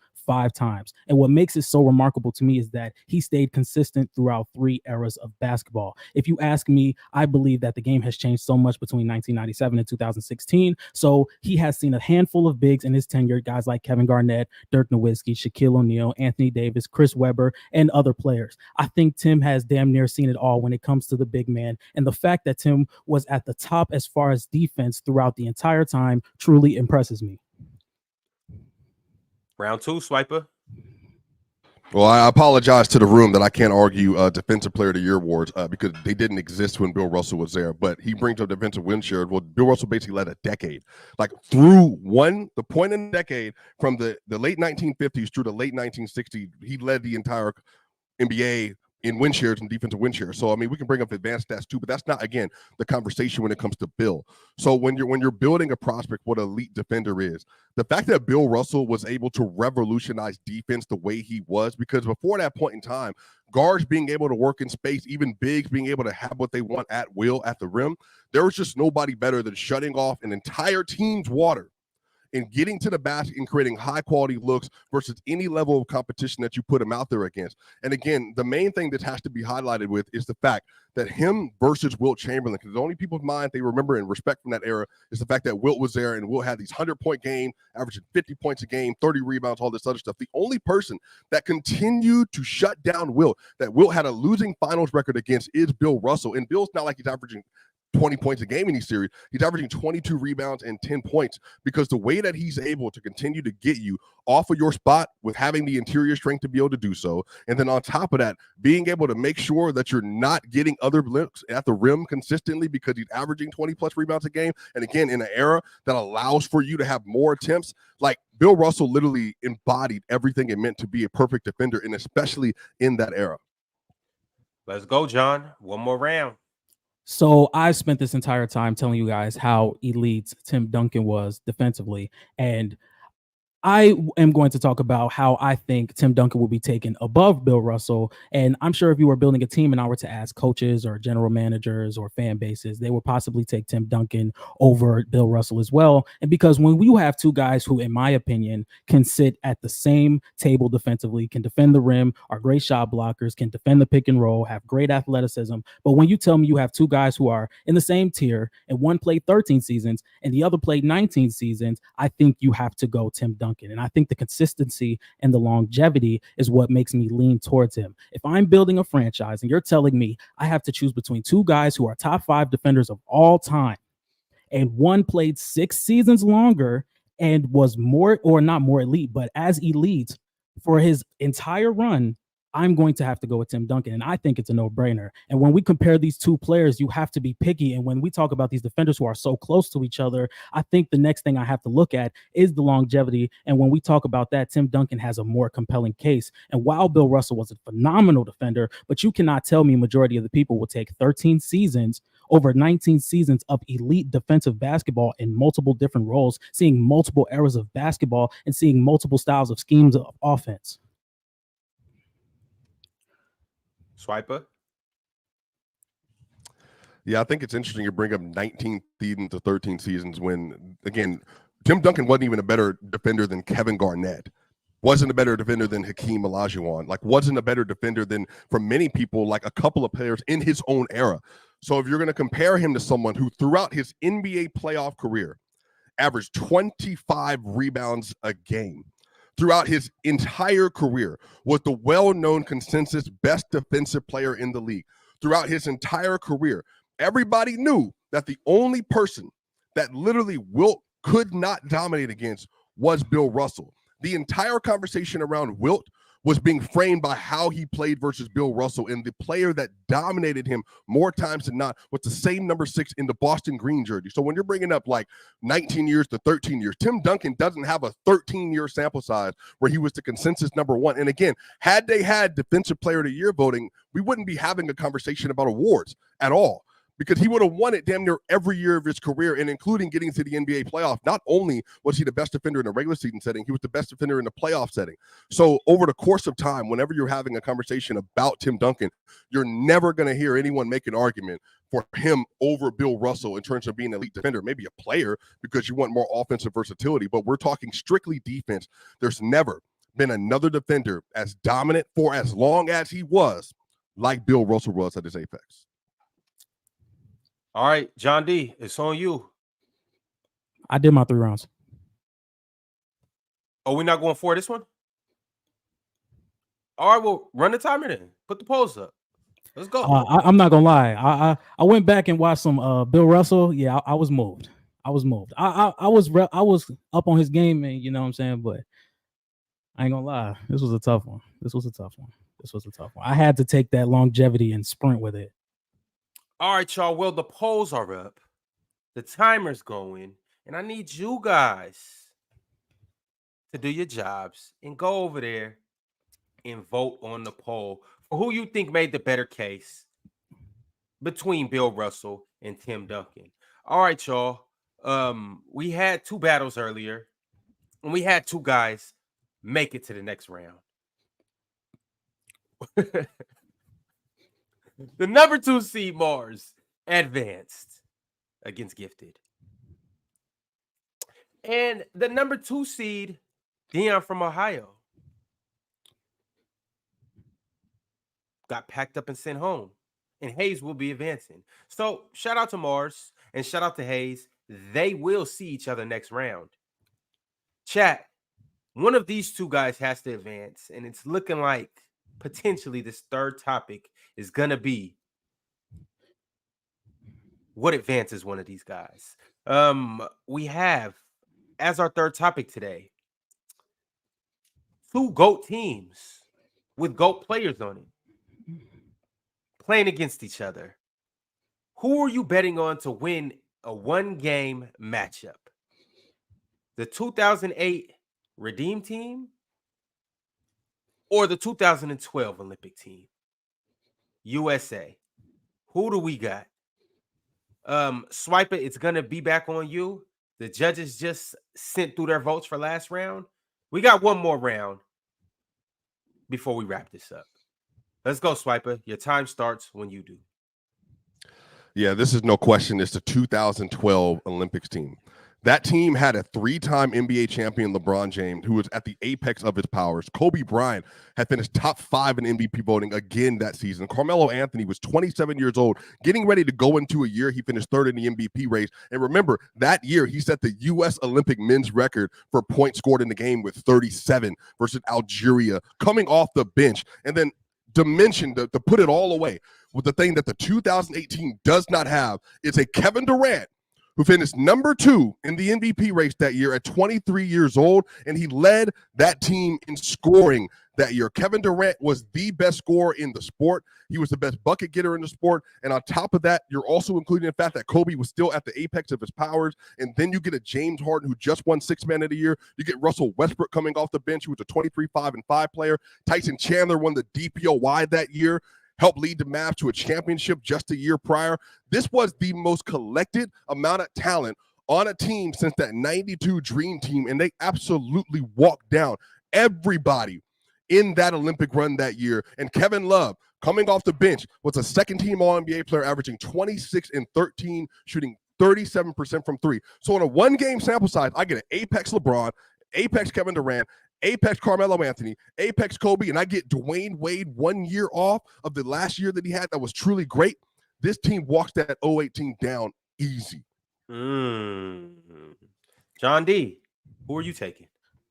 I'm going to be taking the 2008 Olympic roster, and after the 2004 disappointment and the semifinal loss to Greece in the FIBA World Championship, the NBA had to put together a redeem team. As we know, this roster was made of players like Kobe Bryant, Dwayne Wade, Carmelo Anthony, Dwight Howard, LeBron James, CP3, and others. And this is Kobe Bryant coming off his MVP season, back-to-back scoring titles. This is when Kobe Bryant was at the absolute top of his peak, in my opinion. So some people would consider this, or obviously, you guys know this would be Kobe's peak. And on top of that, they're scoring champ LeBron James, Dwight Howard, who came off of averaging 21 points per game and 14 rebounds. And there's, in my opinion, a lot of top-end talent. And when we look at all these Olympic rosters, they have top-end talent. But I just think that from past the starting 5, we have a lot more well-rounded players than the Olympic team, than the 2012 Olympic team. Guys like Anthony Davis, James Harden, Russell Westbrook, they were relatively young. Anthony Davis, I don't even think was a rookie at that time. Off our bench, we have guys like Carlos Boozer, CP3, Dwayne Wade, because we know Jason Kidd was starting at that point. Michael Redd, who averaged 23 points per game. We have guys like Chris Bosh coming off the bench. I just think this is a more complete and well-rounded team. And to be honest, this team, knowing what we know now, I think is a little overrated, especially when we look at the big names that we know now, like Russell Westbrook, James Harden, Anthony Davis. These guys weren't close to anything that they were going to be. So I think in a 1-game sample size, I would trust the more experienced players, guys who are going to be coming in and will be more experienced, like the Jason Kidds, like the Darren Williams, like the Michael Redds, who have had time in the league and are going to be more disciplined when it matters most. All right, let's get back to it. So you, Swiper. So you brought up more experience, more well-rounded. Andre Iguodala was coming off the bench that year. Carmelo Anthony was coming off the bench because Kevin Durant was starting that year as opposed to starting in 2008. Darren Williams was coming off the bench that year. Chris Paul was coming off the bench that year. Kevin Love was coming off the bench that year. So when you talk about more well-rounded, there isn't a more well-rounded version of that team, arguably, except for this 2024 team we just saw. Again, you're getting players at their very best. And so as good as Kobe was, as great as Kobe was in 2008, you're getting LeBron James literally at the apex of his mental powers and also still his physical powers. You're getting a Carmelo Anthony that was one of the best floor spacers in the world at that point in time, let alone just straight up bucket getters. The defense on this team was exceptional. And again, Kevin Durant wasn't on that 08 team, and Kevin Durant was literally the best scorer on this team in the 2012 iteration. And then on top of that, the fact that you have like so much athleticism and elite guard play coming off the bench, especially being as young as they were with Chris Paul, with Darren Williams, and the fact that you're getting an opportunity to watch them be able to go out with Kobe Bryant and Dwayne Wade, Carmelo Anthony, LeBron James, they were just all the way around a more talented team than 2008, and you didn't have to worry about them on any end because they were an elite offensive team and an elite defensive team with really, truly sublime depth. And then this is after the fact that Chris Paul truly has an opportunity to grow into himself and being one of the best playmakers in the league, coupled with LeBron James on the court. It was just an all-around the best thing that the U.S. has put out. What's your response to that, John? Back when I spoke about areas that I think the 2012 team lack at, I want to dive a little deeper into that. And when you look at the personnel of this 2012 team, the defense gets a lot worse between the years, in my opinion. I don't think you can trust a young Anthony Davis and Kevin Love to anchor a defense while Tyson Chandler wasn't on the floor. And I think it makes it tough for when this 08 team has more scores than this team that fit together better, and that I would trust this 08 defense more to get key stops when it matters. And when we talk about the plethora of scores that just all-around players, I think this is going to outmatch what the 2012 team can give me. And I think these guys are going to truly break down this game, especially in a one-game scenario where small things like rebounding advantage and the 08 team had a better defense. The fact that they had such versatility with their lineups that you can put out there where you don't lose defenders or you don't lose scoring or you don't lose rebounding. I think 2012 does not have the luxury of that level that the 2008 team had. And I think that brings me back to the point where I say once Tyson Chandler comes off the floor, I think this 2012 team is at a disadvantage when we talk about down low. Defensively, I don't think Love or AD would be able to handle Chris Bosh or Carlos Boozer at the time that they were on the floor. And it's small things like that that make me believe that in a single game scenario, the 2008 team would win. The fact that they have more freedom with their rotations, their defense is better, they can win the rebounding battle, or they have a chance to win the rebounding battle with every big man that they put on the floor, and the experience they have with a lot of high-level winners who know how to play a role and be their best when it matters most. One more round, Swiper. Yeah, you're bringing up experience, and this is before LeBron James truly had a chance to win either lose out of NBA Finals in 2009 and 2011.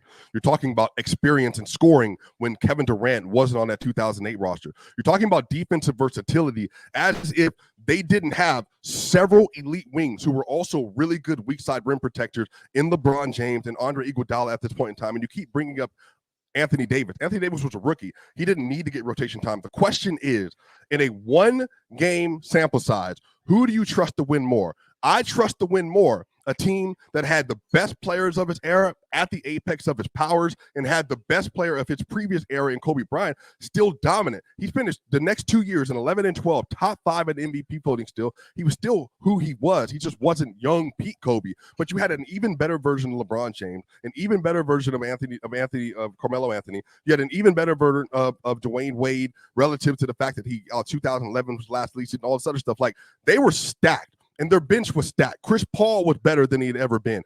Across the board, they had plenty of defense. And then the scoring in 2012, all due respect, which is all around much better than 2008 because of the fact that you had to rely on Carlos Boozer and Tayshaun Prince and them. Well, now I'm relying on Chris Paul, Kevin Love, James Harden, and others, including Darren Williams coming off the bench this year. So the scoring was better. You had a better version of the best player ever in LeBron James. And then on top of that, you're getting the chance to see him play next to Kevin Durant and Melo at the apex of his power. They had better scoring, better shot.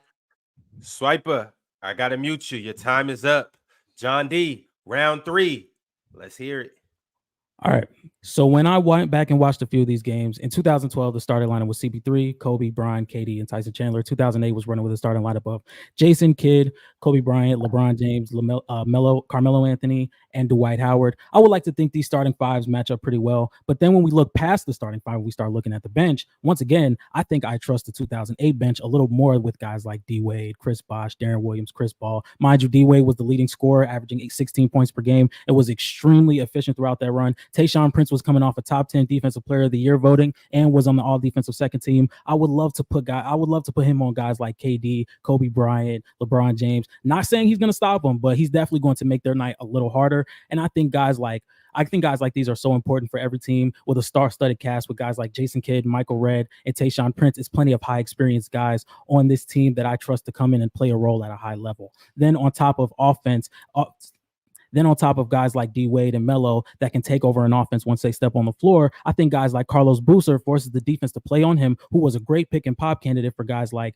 LeBron James or CP3 or Jason Kidd for their playmaking attributes that they had. So I think this 2008 lineup has the better defense. They have more versatile bigs. They can keep up with the scoring that the 2012 team had with guys like Kobe Bryant, Carmelo Anthony, Dwayne Wade, Carlos Boozer. I think this team is more well-rounded. I think they have a better defense, and I think they can win the big man battle. There you go. Y'all heard it. We got 3 dope rounds and 3 dope topics from 2 fire contestants. But I need you guys to go and vote because only one of these guys can win. So let's get to it. The timer's up, the poll's up, and I need you guys, based on who made the more compelling arguments in this 3rd round, to vote who you're taking. Just for chat, I need you guys not to be biased. Chat, I need you guys to be objective, and I need you guys to vote based on who simply just made the better arguments and who was the better debater today. What's good, Swiper? Just for clarification, so we're saying if we have injuries going into a year into the playoff, we're no longer allowed to include the playoffs. Is that what's happening? Because I think people bringing that up, like when you brought it up, it like the chat started. That's what I'm saying. Like, do we diminish? Like, it's not allowed to be included in the playoffs. I just want to make sure I had a feeling you were going to bring up the playoffs, and I wouldn't be mad at it. You know what I'm saying? I just chose not to because he was injured. He was noticeably injured. So I just left it out. You know what I'm saying? But it's like. And he was bad in the playoffs, like even then, like versus the Thunder, versus the Clippers. He had one really good series versus the Wolves, and then was bad versus the Celtics. So, like, I guess I understand in context of injury, but if we're bringing up in a full year's worth of a conversation about a player's offensive value, well, LeBron James provided more offensive value than Luka Doncic by the fact that he was just even healthy. Y'all got just over 5 seconds. Hurry up and get over there and vote. Hurry up. It's a close poll. It's close. We need y'all to vote.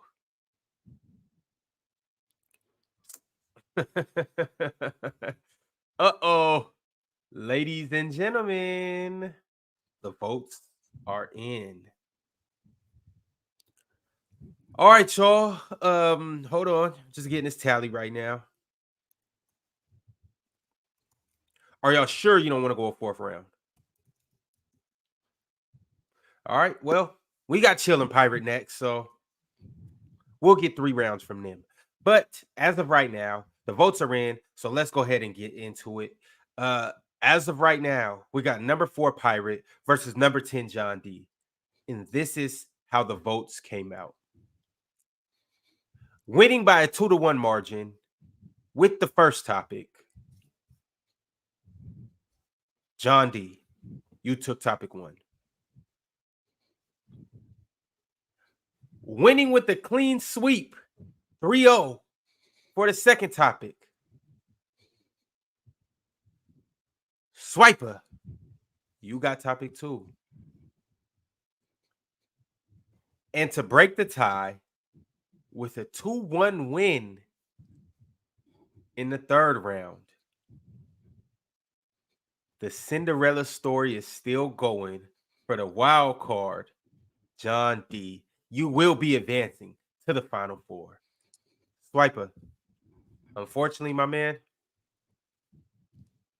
the roads came to an end. I just want to say much respect on my end. You know what I'm saying? I definitely think this was fun, so much respect, Swiper, we will catch you later this week. I would love to hear. Damn.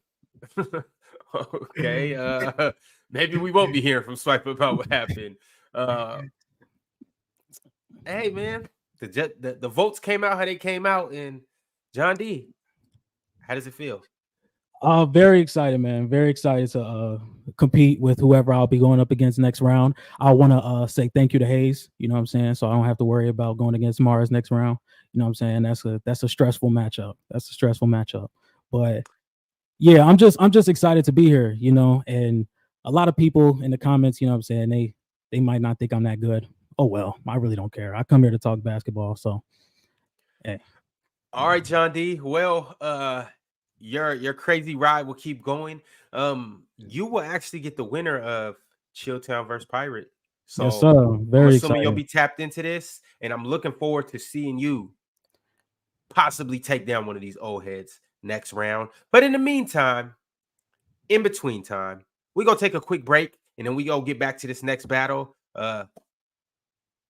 Salute, John D. Appreciate it, man. We'll be back.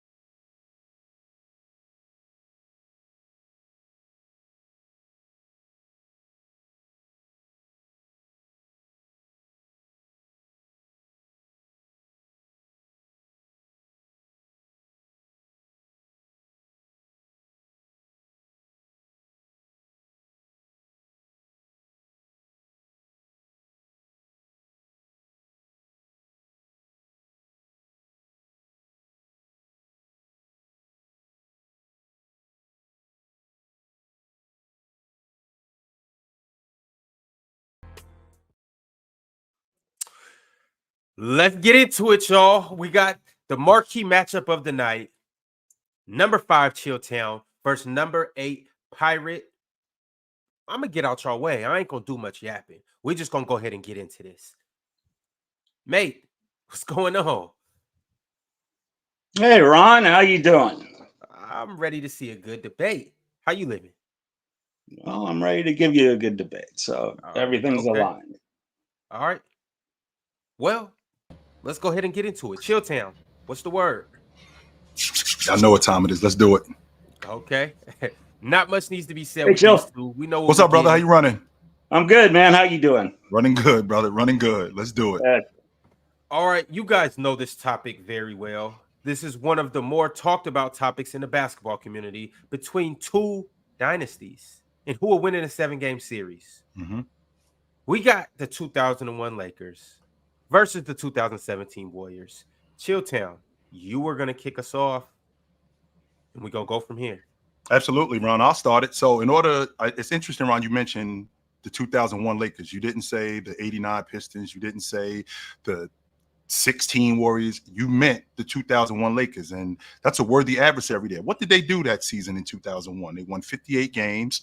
Shaq finished, I believe, second in league MVP votes that year, so he was a monster. Kobe Bryant had came into his own. He started to become an elite player, not just on the offensive end, but on the defensive end. This is also a team, when you're talking about a championship unit, that went through adversity. When the season started, Shaq and Kobe weren't on the same page. It took a 9-game stretch where Bryant was out of the lineup, where they ended up winning 7 of those 9 games, and Bryant saw what those guys were doing, and he integrated himself back in the lineup. They started rolling again. In the process of them rolling, they go into the playoffs winning 8 straight games. With them winning 8 straight games, they basically steamrolled over everybody. Well, how did they do that? They did that by having guys like Shaquille O'Neal, who was the atomic bomb. But you don't only have one atomic bomb. You got 2 of them, which is Bryant, who Shaq basically at that time anointed as the best player in the league. And the reason why he did that was because what Bryant was doing on both the offensive and defensive end of the floor. So I can't leave out the other guys, Rick Fox, Derek Fisher, Bryant Shaw, Robert Horry. I can't leave those guys out off the strength that they are the glue. That's what's holding this unit together. A lot of people look at that Los Angeles Lakers team and think that they were a good team. They don't know how good that team was. So in order to be a championship unit, you have to be a worthy adversary, and this team is definitely that. Swiper, are you a worthy adversary? That's not a swiper. That's pirate. Let's get it correct. That's not swiper. That's pirate. Get my name right, Ron. Focus. Oops. Your time starts when you do, Swiper. All right. Yeah, well, Ron, the Lakers like that one chick looks like Halle Berry when you're going over quadratic equations, but once you get onto accelerated multivariable calculus, she started looking a lot like Barry White. Facts is the Warriors are far too high-powered on offense and defense from the stars and supporting cast, and in perfect ways to neutralize the Lakers. All objective reality supports that, and only false emotional nostalgia that Shaq and Kobe can do anything would make you think otherwise. So let's get to the meat and potatoes. The Warriors are the most potent team on both sides of the ball in history, dominant every square inch of the floor on both offense and defense. Even if Shaq and Kobe get their 30 pieces, they can't overcome that. Winning 67 games with third highest net rating in history, dominance from wire to wire, the Lakers don't sniff. And let's talk about that defense because it gets forgotten. The Warriors actually had a better defensive rating in the explosive 2017 than the Lakers had 16 years prior in a defensive era. That is insane. The Warriors' defense was godly. They led the league in steals. They led the league in blocks. They led the league in turnovers. They led the league in defensive three-point percentage, defensive field goal percentage, defensive EFG, and defensive true shooting. The Lakers had a subpar defense, especially versus offense like the Warriors. The Warriors were dominant defense paired with a historic offense, wire to wire. That spells a team of the ages. Shaq's 53-win team that went on a good run versus very flawed competition does not signal equality. This isn't 36-year-old Sabonis or White Chocolate's Kings. This is prime KD Warriors. I'm glad you brought that up. I'm really glad you brought that up, Pirate, when you talked about the net rating. They did have the third best net rating. They did have the third best net rating. You know who had a better net rating than them? It was the Los Angeles Lakers in 2001. They had a 14. Just so you know, that was double anybody else in the playoffs that year. That's not my opinion. That is a fact. And when we're talking about defense, it's interesting you bring up defense because they also in 2001 they had a 97.9, which is a 98 defensive rating. That rivals the 2004. That rivals the 2004 Detroit Pistons. But let's get back to the topic again. How are they going to beat them? Well, the San Antonio Spurs in 16-17, they actually had the formula. The Spurs played with one of the slowest paces in the league. Not only did they play with one of the slowest paces in the league, they had the best defense in the league. So what we're going to do is we're going to slow the game down. We're going to move the basketball. That's perfect for what the Lakers are doing because we play in the triangle offense. Not only do we play in the triangle offense, I just mentioned they had the best defense, not only in the playoffs that year in 2001, they had the best defense almost ever. That defense is better than that defensive rating was better than the Pistons. That defensive rating was better than the Pistons in 88, 89, 90. That defense was better than the Bulls in 1990, 91. And they also had an atomic bomb. And they showed that we don't have to slow down just Kevin Durant. We don't have to slow down Kevin Durant. What we can do is we can use our formula, which what we did against the Sacramento Kings with Rick Fox. He slowed down a sharpshooter and Peja Stojakovic. We could do the same thing with Klay Thompson, whom they did slow down him. They slowed him down too. Now take both Kawhi Leonard and take LaMarcus Aldridge out the lineup and put Shaq and Kobe in that lineup. We beat those dudes in 7 games. Let's go, Pirate. Yeah, Jill's getting confused. In the regular season, they had a net rating of only 3.5, very mediocre. They were good in the playoffs, but the 17 Warriors were even a little bit better at over 14. The simple fact is the Lakers were very ill prepared to play the Warriors on offense and defense. Again, even if Shaq and Kobe get their 30s, it's not enough. Let's look at the Lakers on defense. What the hell is Shaq doing on defense versus the Warriors? He's doing nothing. He's not doing a goddamn thing. The 4 teams the Lakers beat in the playoffs averaged less than 4.5 threes made per game. Steph by himself makes more threes than the entire team the Lakers won a ring off of. There's no comparison of the Warriors to the teams the Lakers beat. The Warriors took 32 threes a game at 38%. And the Lakers were bad at defending the three in 2001. They were in the bottom half of defensive three-point percentage and volume in 2001. The Lakers defense is getting killed by the Warriors long ball. And you can't sell out because the Warriors were great from everywhere on the floor. They were number one at the rim at 69% and from mid-range. The Warriors were number one in dunks. The Warriors had 500 dunks. The Warriors had 150 more dunks than the 01 Lakers. And that's not because they had an inside presence like Shaq.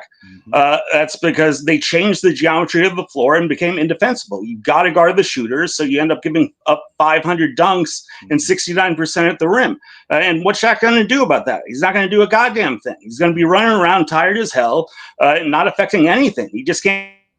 Got to mute you, Pirates. Your time is up. Chill is back on you. Round 3. Talk to us. One of the things that I've recognized as I've gotten older, I may have forgotten some things, but I do know for a fact because I was there and I saw these guys in the process of me being there and looking up the numbers. In the playoffs, the Los Angeles Lakers had a 97.9 rating in the playoffs. That rivals the 89-90 Pistons. That rivals the 1990-91 Bulls. That's better than the 91-92 Bulls. That's better than the 1995-96 Bulls. And since you on the subject of being at the rim, Shaq shot 75% at the rim in the regular season. In the playoffs, he was even better than that. This is the same Shaquille O'Neal, again, who when they played against the Sacramento Kings averaged 33 and 17. That's almost 30 and 20. That's the atomic bomb that the Golden State Warriors have no shot against. And we have a guy in Rick Fox who can slow down your sharpshooter because he proved that he could do it against Peja Stojakovic, who previous to that, he was shooting over 40% from the floor. He was shooting over 30% on the long ball. Instead, he gets Peja Stojakovic, one of the best sharpshooters in the game, slows him down. He holds him under 30% on the long ball and under 40% from the floor. So when you slow down Klay Thompson, you take Kawhi Leonard, you take LaMarcus Aldridge off the floor, and you replace those guys with Kobe Bryant and Shaq, and you run the triangle offense, which consistently puts the Golden State Warriors at bay because now they have to play defense and they constantly are moving. Shaq's ability to bury any of those guys underneath the basket, there's no answer for that, regardless of what Kevin Durant, regardless of what Steph Curry does.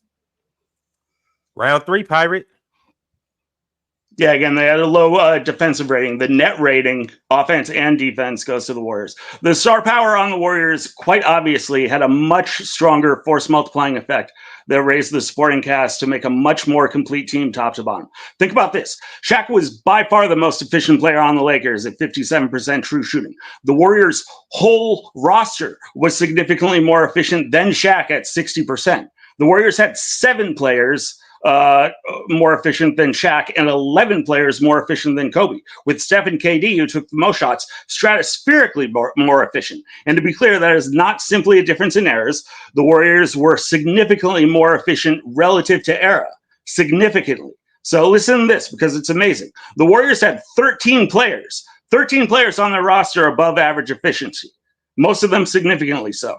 Virtually the entire team. All right, that is insane. The Lakers, on the other hand, outside of Shaq and Kobe, Rick Fox was the only guy getting real minutes noticeably above league average. Everyone else, Fisher, Ori, Grant, Shaw, they were all either right at or below league efficiency. Elite offense, elite defense. Number 1 in the league defending the mid-range at 37%, and number 1 defending the 3 at 32%, with plenty of elite, long talent for Kobe and the shooters. We had Iguodala, Klay, KD. Again, they were number 1 defending the mid-range, and plenty of big bodies to throw at Shaq. We had 7 bigs on the roster. Bodies are fouls for Shaq to Gotta mute you, Pirate. Your time is up. That was an elite topic with 2 elite debaters. In chat, I need you guys to be elite and go ahead and vote. It's 1 minute and 30 seconds on the clock. I repeat, 1 minute and 30 seconds on the clock for you to get over there and get your votes in. Let's get to it, people. We have another great topic coming up next that I'm really looking forward to. And it's the most underrated player ever. And these guys made some good selections. In the meantime, it's about 1 minute left. So go ahead and get over there and vote. With that being said, we had 3 debates before this. Mars was able to escape gifted with a 2-1 win.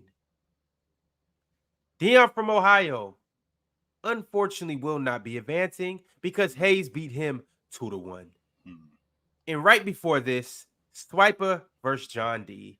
And John D happened to pull it out and continue his Cinderella story. He beat Swiper 2-1 as well. Shout out to John D, a wild card from off the streets. We pulled him up into the PCL, and he showed that the chat really do got people that know ball. Shout out John D, man. We got 20 seconds left. You guys get over here and vote. Our next topic will be the most underrated player ever. Let's do it, ladies and gentlemen. Let's do it. Mm-hmm. All right. 3, 2, 1. Pirate. This round will start with you. Chill, you started last round. Yes, Pirate, sir, I your did. time starts whenever you start. Mm-hmm. All right. The answer is obviously George Gervin to anyone who's paying attention to the actual question. The question is, who is more underrated? It's not who had the better career. It's not who was better at this skill or that skill. The question is, who is more underrated? And there's simply no comparison. Iceman has an actual case for the most underrated player in history. Scottie Pippen is glorified in every corner of basketball, fandom, and media. Pippen is talked about constantly. Just look at this very platform. Search Player's Choice Scottie Pippen. You'll get 50 clips on the greatness of Scottie Pippen. Do the same thing with Gervin. You'll get 1 clip. Scottie gets his flowers daily. Meanwhile, the neglect of George Gervin, one of the greatest players, one of the greatest scorers ever, is heartbreaking, and simply due to him not having the teammates to cement his rightful place in history. This is a man who was 9-time All-Pro with 4 NBA scoring titles on great efficiency. Only Wilt and MJ have more. Iceman had 3 top 3 NBA MVP finishes and 2 second-place finishes. Iceman led the playoffs in scoring 6 times, again, on great efficiency. This man averaged over 26 points per game in the NBA and over 27 points per game in the NBA playoffs. Mm-hmm. When he retired, he was 5th all-time in NBA regular season average and 3rd all-time in NBA playoffs average on 57% true shooting. It's just a crime that this man has forgotten. And Scottie Pippen, he's not even in the class of underrated players. We talk about him always. Chill. It's interesting he mentions that we talk about him always. Who talks about him? Me. I'm the one who talks about him. I'm the one who. When you talk about those clips, I'm the one who brings up Scottie Pippen. In fact, when you think about George Gervin, right? For an example, Ron, when you talk about George Gervin, who is George Gervin? He's the Iceman. That's who they talk about when they talk about George Gervin. That's the Iceman. That's the bucket getter. They rival him to Kevin Durant. That's the guy who they think that he's very much like. That's who when they talk about him. That's who they talk about him like. You know who Scottie Pippen is? That's the dude who played with Jordan. So no matter what Scottie Pippen is, that's the dude who played with Jordan. No matter what he did, that's the dude who played with Jordan. Scottie Pippen wasn't clutch, even though in Game 6 of the NBA championship in 1997, when a 1-possession game, Scottie Pippen is the one who comes up with the steal to ice the game. Game's over. We don't need no more points. We don't need any more defensive possessions because that's Scottie Pippen. How about in 1993 when in Game 2 on the road in the second game, Scottie Pippen blocks Danny Ainge's shot to end the game. Game's over. Nobody talks about that and with that being clutch. But they don't talk about that. That's the dude who played with Jordan. Since you brought up the fact of George Gervin leading the league in scoring, I don't know if you know this, but Scottie Pippen, 10 times he's been on the All-League defensive team. Not once, not twice, not 5. 10 times he's been on the All-League defensive team. That's rivaling Tim Duncan, Kevin Garnett, Kobe Bryant, and Jabbar. That's it. But you know who Scottie Pippen is? He's the dude who played with Jordan. That's who he is. Nobody cares about that. That's exactly who he is. 8 times he's been a first-team All-League defender. That rivals Jordan, Bryant, Gary Payton, Tim Duncan. But you know who he is? He's the dude who played with Jordan. Back on you, Pirate. Everything Chill's saying is true. Scottie Pippen was fantastic, but we all know all these things about Scottie Pippen because we talk about Scottie Pippen all the time. All the time. Small forwards, defensive forwards. It's Scottie Pippen all the time, but it's a crime that one of the greatest, most creative scorers in the history of basketball has been reduced by so many to nothing more than a finger roll. I'm sick of it. You don't get 4 scoring titles on great efficiency just off finger rolls. So let's honor this man, Iceman's amazing repertoire. His jump shot. Ice was a phenomenal shooter. An amazingly creative jump shooter. Apart from just his raw accuracy, 85% free throw shooter, easily knocked down all the open shots. He was a supernatural ability to hit contested shots. Ice had no set release points. Just a hand in his face didn't matter. He'd go straight up. He'd fade back, lean left, lean right, lean in, 90-degree spin. Ice didn't have to find his spot, and he didn't have to find his shot. His spot was anywhere on the floor, and his shot was whatever trajectory existed between the ball and the basket. He had a supernatural, mutant, X-Man-like feel of knowing exactly whatever angle any shot required and simply tossing the ball in the air and having it come down through the net. He was a very effective dunker, both on ball, in traffic, and in transition, and off ball. He was great along the baseline. His post moves were phenomenal. He was like a 6'7" Hakeem. He had everything. He had a fade, a hook, up and under, spin. Pirate, I want you to keep going, but your time is up.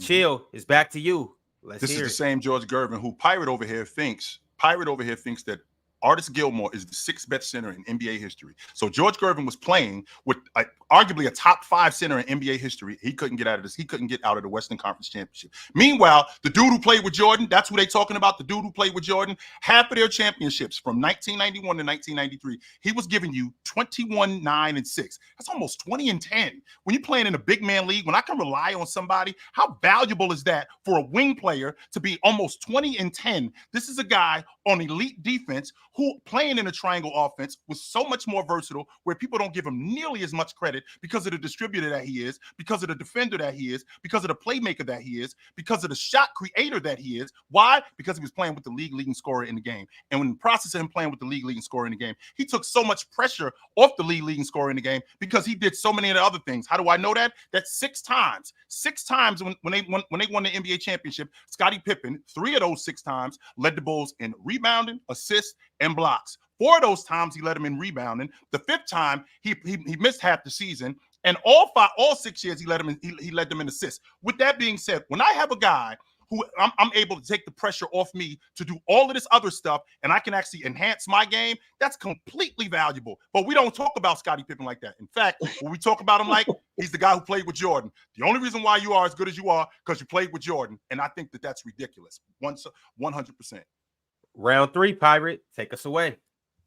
Again, the topic is who is more underrated. Everything Chill's saying, we all know. Everybody talks about Scottie Pippen. This is not a guy living under a rock. Like, everything he said, most people hearing probably already know. But now, Iceman, we don't talk about.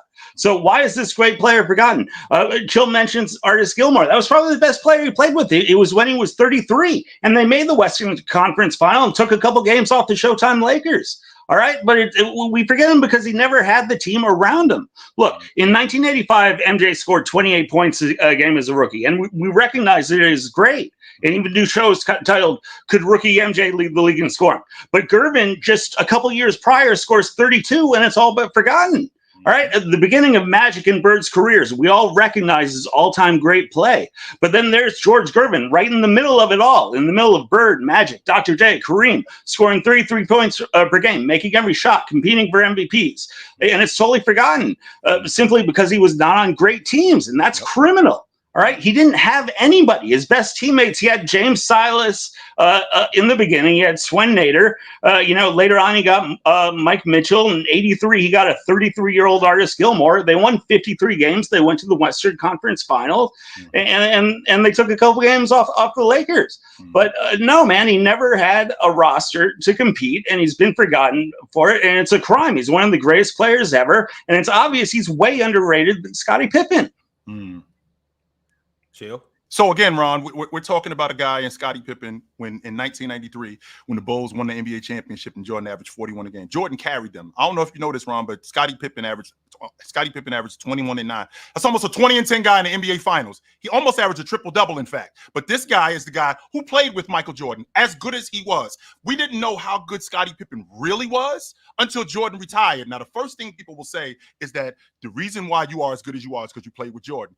You couldn't win an NBA championship without him. That doesn't necessarily mean that he wasn't awesome. When we saw him in the 1993-94 season, we didn't know he was the scorer that he was, because in the 93-94 season, just so you know, the only guy who scored more points than him, averaged more points than him at his position, was Dominique Wilkins. That was nobody else. He was second in the league at his position at scoring. We didn't even know we didn't even know he was the scorer that he was. Then we'll add him being the defender that he was when he finished 3rd in Defensive Player of the Year when he was coming into that. But in the end, he still was the guy who played with Jordan. nobody really respected Scottie Pippen as that guy. Whenever Scottie Pippen was doing what he was doing, he was always the guy who played with Jordan, no matter what it was he did. So when I watch Scottie Pippen, whether it's in the 92 Eastern Conference Championship, whether it's in the 92 Eastern Conference semifinals, when he goes for a triple-double in Game 7, or in the 93 NBA Finals, when he's averaging almost a triple-double, and they win the NBA championship, because they're not doing that without him, even though Jordan averaged 41, it's because he played with Michael Jordan. And all of that doesn't matter, because when we talk about Scottie Pippen, as great as he is, in the end, he's the guy who played with Michael Jordan. Here we go. Hey, y'all, that was a good-ass round. For real, both of y'all. Y'all both came with it that round. Two very, very, very good players who Great job. Right. We should talk about both of these guys a whole lot more. But as of right now, I need you guys to go talk on this poll right now and let us know who won this debate between George Gervin and Scottie Pippen, the most underrated player ever. And I need y'all to be objective and unbiased and vote on who you simply believe made the better and more compelling case. The poll is up right now. Run over there and get to it. The judges are sending through their votes right now. We'll get those tallied up. And at the end of this debate, we'll see who happened to pull out this round. But as for right now, I want to let you guys know, once again, like the video. Keep going, chat. Keep going crazy in the chat. Subscribe if you haven't, and also become a member as well. We have one more topic for the day. We talked about two older guys. Now we're going to bring it to the current times and talk about two up-and-coming stars in the NBA. And the question is simple. Who has higher potential or more potential and a higher ceiling? Paolo Banchero or Tyrese Halliburton? Paolo versus Hallie. Hey, y'all know I'm here for this one. Let's go. Let's go.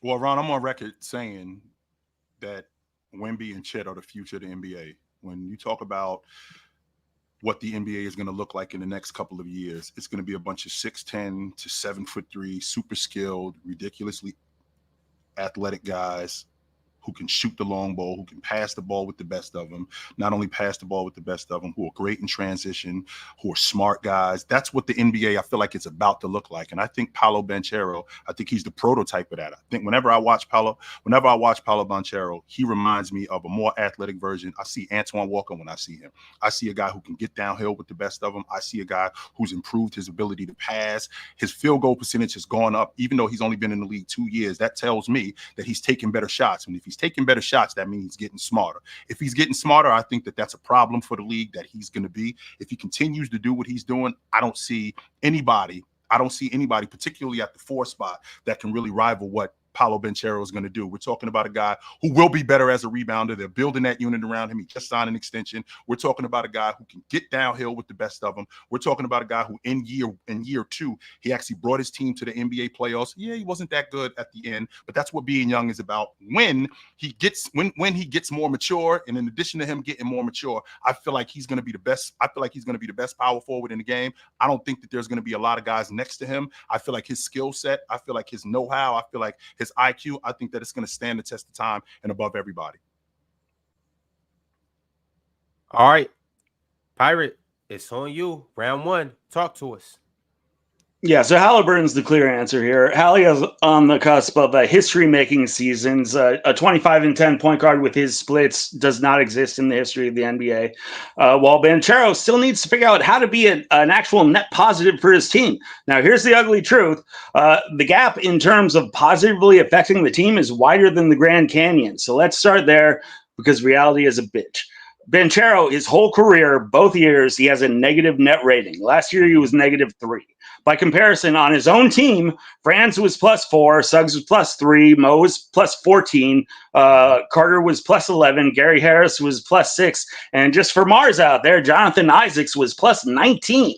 All right, but that's a real problem that can't be overlooked. Banchero had by far the worst net rating and on-off numbers of any player on his team who played any real minutes. He was -7.3 on-off. All right, -7.3. Let that sink in. That is horrendous. on a good team that made the playoffs, for him to be negative 7.3 is ridiculous. 15 of his own teammates were considerably better. That is not normal for a quote superstar. And to be clear, it's not just on off. Banchero had was one of the only players on the team who had a negative on-court rating.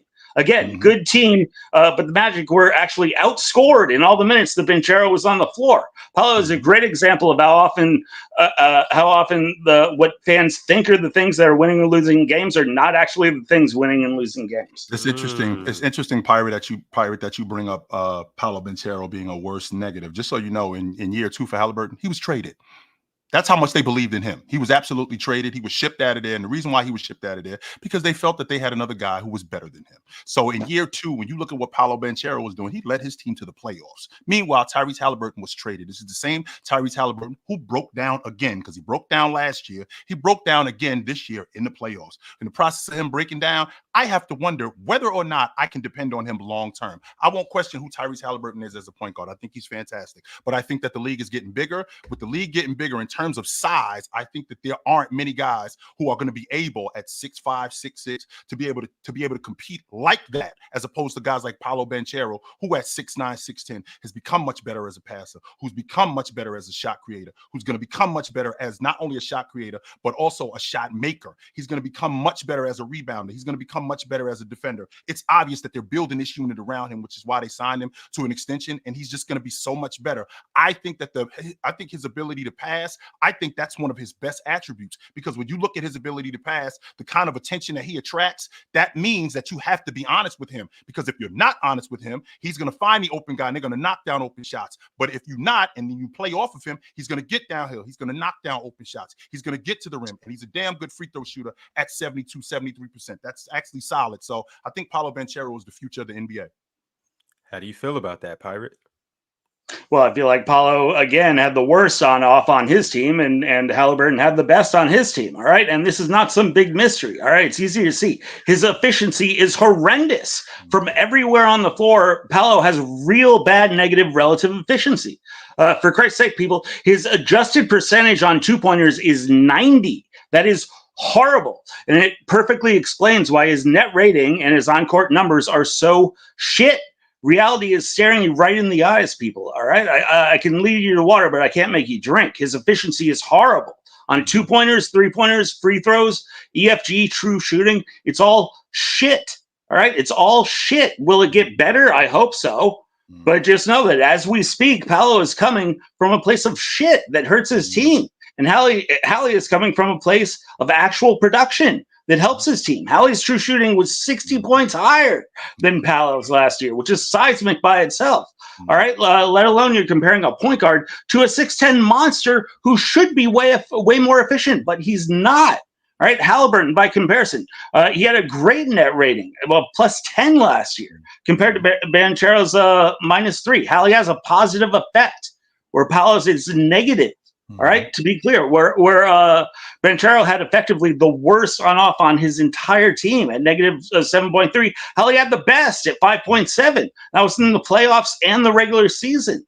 Like, the effect on the team is night and day. Only except the fact that he broke down. In the process of him breaking down, we see how Paolo Banchero, how durable he is. He's played almost every game since he's been there. In the process of him playing almost every game, they've gotten better. They've had the second best defense in the league at one point in the season. He had a lot to do with that. They were one of the better rebounding teams in the league. He had a lot to do with that. They were one of the better scoring teams in the league. He had a lot to do with that. So this is year 2. This is the same. This is the same Tyrese Halliburton, who in year 2, when he was on the court, I think they were -6. When he was on the court, now when he was off the court, when he was off the court, they were -6. When he was on the court in year 2, they were a -2 when he was on the court. So with that all being said, I'm building my unit around a guy at 6'10" who is the future of the NBA, as opposed to a guy who I'm not sure how durable he is, number one, which means I don't know how long he's going to be around. I don't know how long he's going to be able to play at that level. Meanwhile, I got a guy in Paolo Banchero who has shown that he's just getting better and better while he's leading his team to the NBA playoffs.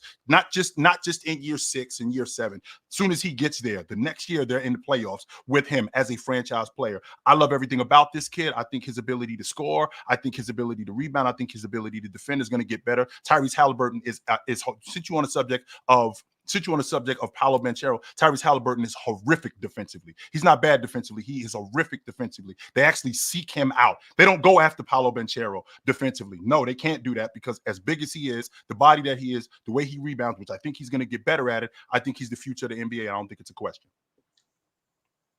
Round 3, Pirate. Yeah, I'm sorry, Chill is just simply mistaken with his numbers. I encourage everybody to look up the on-off and the on-court numbers for both players. It's night and day. Hallie is the best on his team. Paolo is the worst. All right. Last year, Hallie, his VORP was more than twice that of Paolo's last year. All right, twice the VORP. He's excelling at the most fundamental and valuable skills at his position: efficient and productive distribution and efficient and productive perimeter scoring. At his young age, he's already compiling a stat line that is historic. He's hitting a combination of benchmarks that literally no other player in NBA history has hit. So I brought up how Tyrese is thus far putting up a legitimately unique and historic stat line. So let's go over that. All right. Simply put, when you're talking about point guards, setting up his teammates, doesn't turn the ball over, and shoots the ball very well on good volume, no player in NBA history has done it like Hallie. To that point, the last couple of years, Hallie has been 20-plus points, 10-plus assists with less than 2.5 turnovers and 40% from three on 7 threes a game. To be clear, no player in history has hit that combination of thresholds, all right? And he's already achieved more. He's already gotten All-NBA. He's already taken his team to the Western Conference Finals. Will Paolo do that in his career? Maybe, but a bird in hand is worth 2 in the bush, and Hallie's got it in hand. Paolo, it's still just projection, all right? So just be well aware that no player in NBA history has put up the same profile that Halliburton has already put up, and let alone what he's going to do. That's the idea. Potential. All right, y'all. Run the polls, throw the timer up, and let's get down to the bottom of this debate. We had number 8 Pirate and number 5 awesome. Chilltown. It definitely was awesome. It was a good debate. And I need you guys to take this 1 minute and 15 seconds left on the clock to get over to the polls and choose who you believe won this third round. Well, this third topic. Who has higher potential? Paolo or Hallie? Fellas, were you able to catch the first 3 debates? I saw a little bit of the Mars Gifted one, and I saw the one just previous. I watched Swiper and John D. So, excuse me. Absolutely. Pirate? Yeah, I saw a little bit, but I was trying to hit my Zen spot for Chill here. I need to bring my A game, and I really wish we had a half hour for these topics, man, because I felt like I left so much on the table, man. I kept running out. That's what it was. Swipe. I'm sorry, Pirate. I feel like I got pushed in the ring, and then I got snatched out. Yeah, right. Take the glove, then I got pushed back in the ring, and then I get snatched out. So. Yeah, man. I wish we had like 5 minutes around for those, man. But we had great. I loved our topics, honestly. That's good stuff. That is really good stuff. Mm-hmm. And all right, y'all. Iceman forever. Yep. The polls are in. The votes are in, and now it's time for me to reveal to you guys who will be moving on to the Final Four to face John D. All right, y'all. Round 3, the votes just came in, and it was a clean sweep. The brooms were out in favor of Chilltown. He won that round 3-0. Round 3 went to Chilltown. Nice. Round 2, with the score of 2-1, Pirate, you cleaned up that round. Round 1. And this will break the tiebreaker and determine who's going to move on between Pirate. Pirate. Not Swiper. He don't look anything like him. We don't look the same. You just called him Swiper, because I just heard you say it. That's why. You screwing me up. You look any different. You look anything like him. Nothing. What are you doing? I just heard you say it, so now I'm on the hook with it. You look anything like Swiper. All right. Damn. All right. In all seriousness, let's get to it, y'all. We are tied Chill took round 3. Pirate took round 2. In round 1, with the score of 2-1, my man Pirate, you will be moving on to the Final Four. The ship will continue to sail, and the Pirates will continue to steal. And you got a shot at this belt and $1,000. Chill, my man. One of my absolute favorite guys just to sit down and chop it up with. It was an absolute pleasure. I wish we had more time on the topics because I feel like we could have gone for a long time on this. Yes, we could have. Especially the first two. Yes, 100%. Especially the first. Mm-hmm. Absolutely. All right, Chill. I'm gonna catch you in the morning on the panel. Yes, sir. Pirate, we will catch you soon next round. Appreciate you for coming and bringing your A game, fellas. It was. I mean, it's not my A game. I'm getting swept 3-0. I do. What's it with the Halley, the Banchero? I didn't. All right, fine. All right, brother. All right. Yo, Pirate. Yeah. You know the only reason you won is because I acknowledged you as Swiper. See, I psychologically threw the people off. Swiper lost, Ron. That's how you got the fan vote. You never took logic in college, did you? Nah, I should probably go back and take that, huh? That's all right, though. I love your jovial spirit. It makes up for the lack of rationality. Thank you. I appreciate that. Well, ladies and gentlemen, we'll be back for the Final Four sometime soon. The dates will come out, but just know we got John D versus Pirate, and we got Mars versus Hayes. All right, until next time, Pirate, it's always a pleasure. And it is, Ron. Yeah, good to see you. I'm glad you're looking. You need to eat some food, though, man. Get some meat on those bones. Yeah, man. It's been a long day. It's been a long life, I guess. Hey, Pirate, it's a rematch that I need you to take care of. Okay. I hear you, man. I hear you. Right. Well, right. let's not count our chickens before they hatch, or eggs. Let's not count the eggs. You're right. All right. Well, ladies and gentlemen, until next time, we'll catch you on the panel in the morning. And you guys will hear about some good things later on this week. Until then, y'all take it light. Dub meat fish.